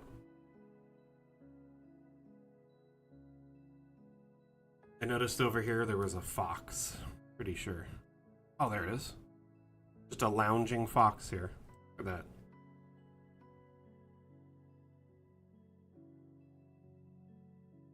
If not friend, then why friend shape?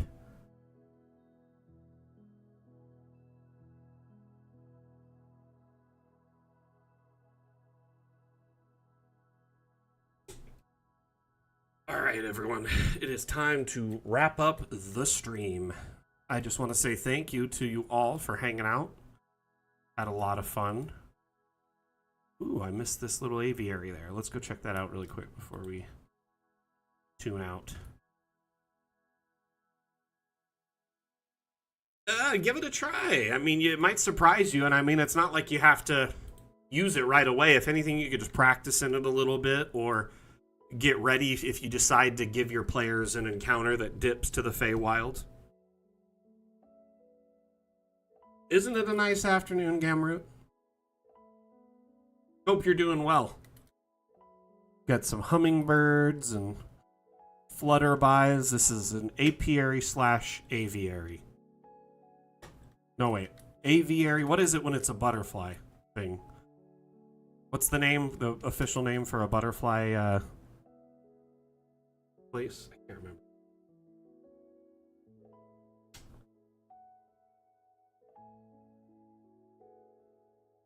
Vacation canceled? Oh, my friend, I am so sorry to hear that.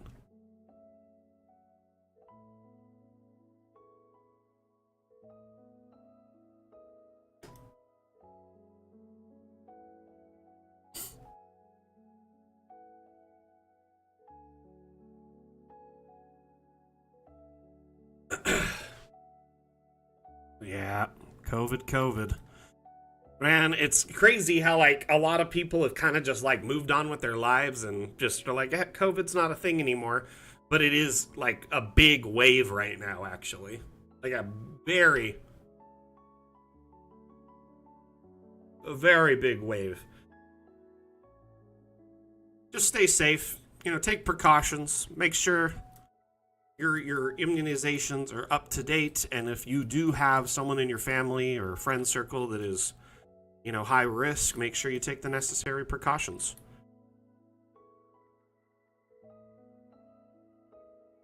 I do want to alert you to a couple things before we wrap up the stream. 2 quick announcements, if you will. The first is the giveaway we have going on right now. If you haven't entered the giveaway, please check it out. We're celebrating the over 9,000 map milestone. So we have over 9,000 maps available on Steam Workshop. And because of this, I put together a fun little giveaway where we're giving away 3 custom commissioned Dungeon Alchemist themed dice sets, and one lucky winner will receive a double-sided encounter map / dice tray that is a Dungeon Alchemist themed dice tray, as well as one of the dice sets. And one of the dice sets is actually kind of special, has glow-in-the-dark little Dungeon Alchemist themed vials inside, so the dice will glow in a dark environment. But all the dice sets are themed in kind of a DA style, so they're either clear with like green writing and gold flake in them, or green with gold writing and flake in them, etc. So kind of a neat kind of a combination. Lepidopterium. Okay, cool. Now we know. So with this giveaway, just to kind of alert you, let me get the link for this. If you're not a member of our Discord, I highly recommend you check it out. It's in the announcement section of our Discord, but I'm going to drop the link really quickly at least. Seisu, could you drop that on Steam and on also YouTube, please? Much appreciated. Unfortunately, we cannot drop it on TikTok. TikTok, if you're interested in checking out our Discord, if you go to our profile, we have a link on our profile that goes to our website, dungeonalchemist.com, and from there you can locate our Discord. There's links at the bottom that go to all our major social profiles, including our Discord. So once in the Discord, the announcement section has the giveaway. But these 3 custom dice sets, very cool. Second here. Let me just play this video so you can at least see it. I'm not sure if the audio is coming through, but at least you'll see this.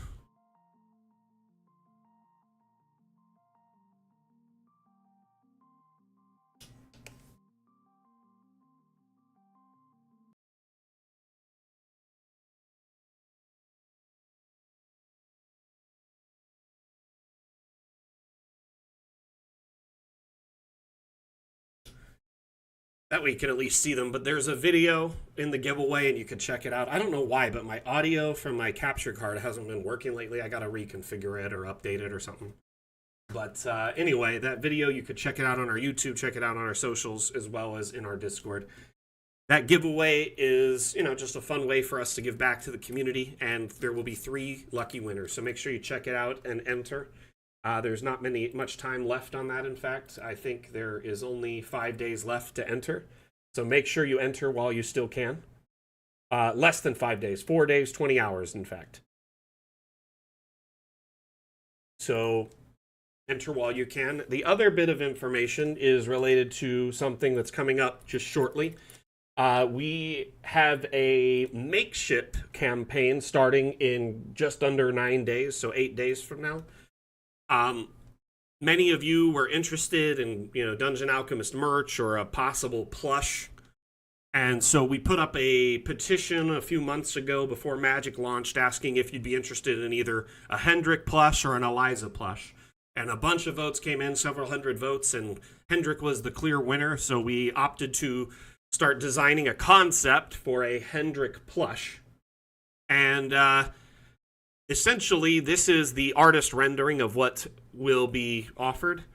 One of our 3D artists, Magdalena, put together these renders of Hendrik to send off to Makeship so they can use it as a reference. Please keep in mind this is like an alpha. There's no guarantee this is what it'll look like when the final product is released. It's more or less just what we're hoping it'll be like. So there is the first kind of rendering there. Here's another rendering without the kind of other graphics. And then here is a profile render, so you get an idea of what it'll look like from all angles. So essentially, this is an option for you to get a cool piece of Dungeon Alchemist merch And everyone knows and loves Hendrik, our mascot, from the loading screen and all over our various artwork on our social platforms and whatnot, Steam store, etc. Hendrik is actually a character from the creator of Dungeon Alchemist, Wim Daher. His Pathfinder game features an NPC named Hendrik of the Pits. And so he was brought to life as sort of our mascot, and now this is a great way for you to potentially get one of your own. So definitely make sure, if you're interested, set up a Makeship account, favorite the page. You can actually get a reminder by subscribing down here, by putting in your email, and it'll send you an email when the petition goes live.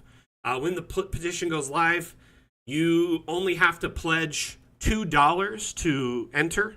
And I believe we only need 200 supporters for the campaign to go through.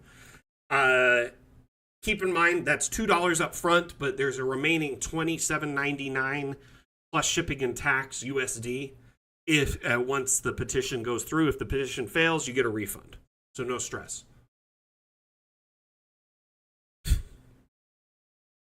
Two-Tail, you joined at the right time. I guess so, kind of. We're actually just kind of wrapping up, but at least you could check this out. Let me just drop this link so everyone can see this. I'll drop it in Steam. Say, Sue, will you get YouTube, please?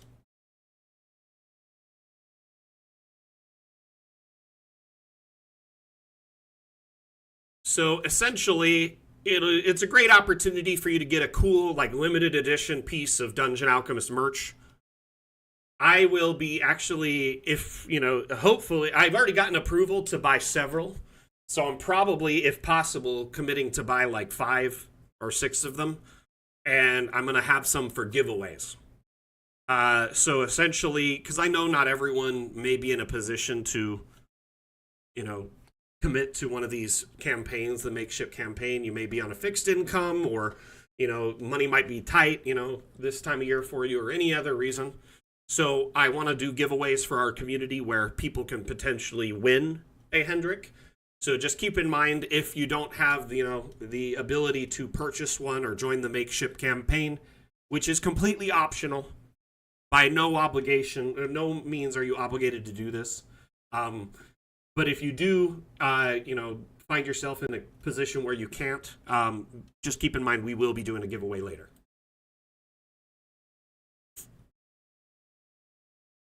So, as long as we hit that goal of, you know, the amount of supporters we need, then yes, we'll be doing a giveaway.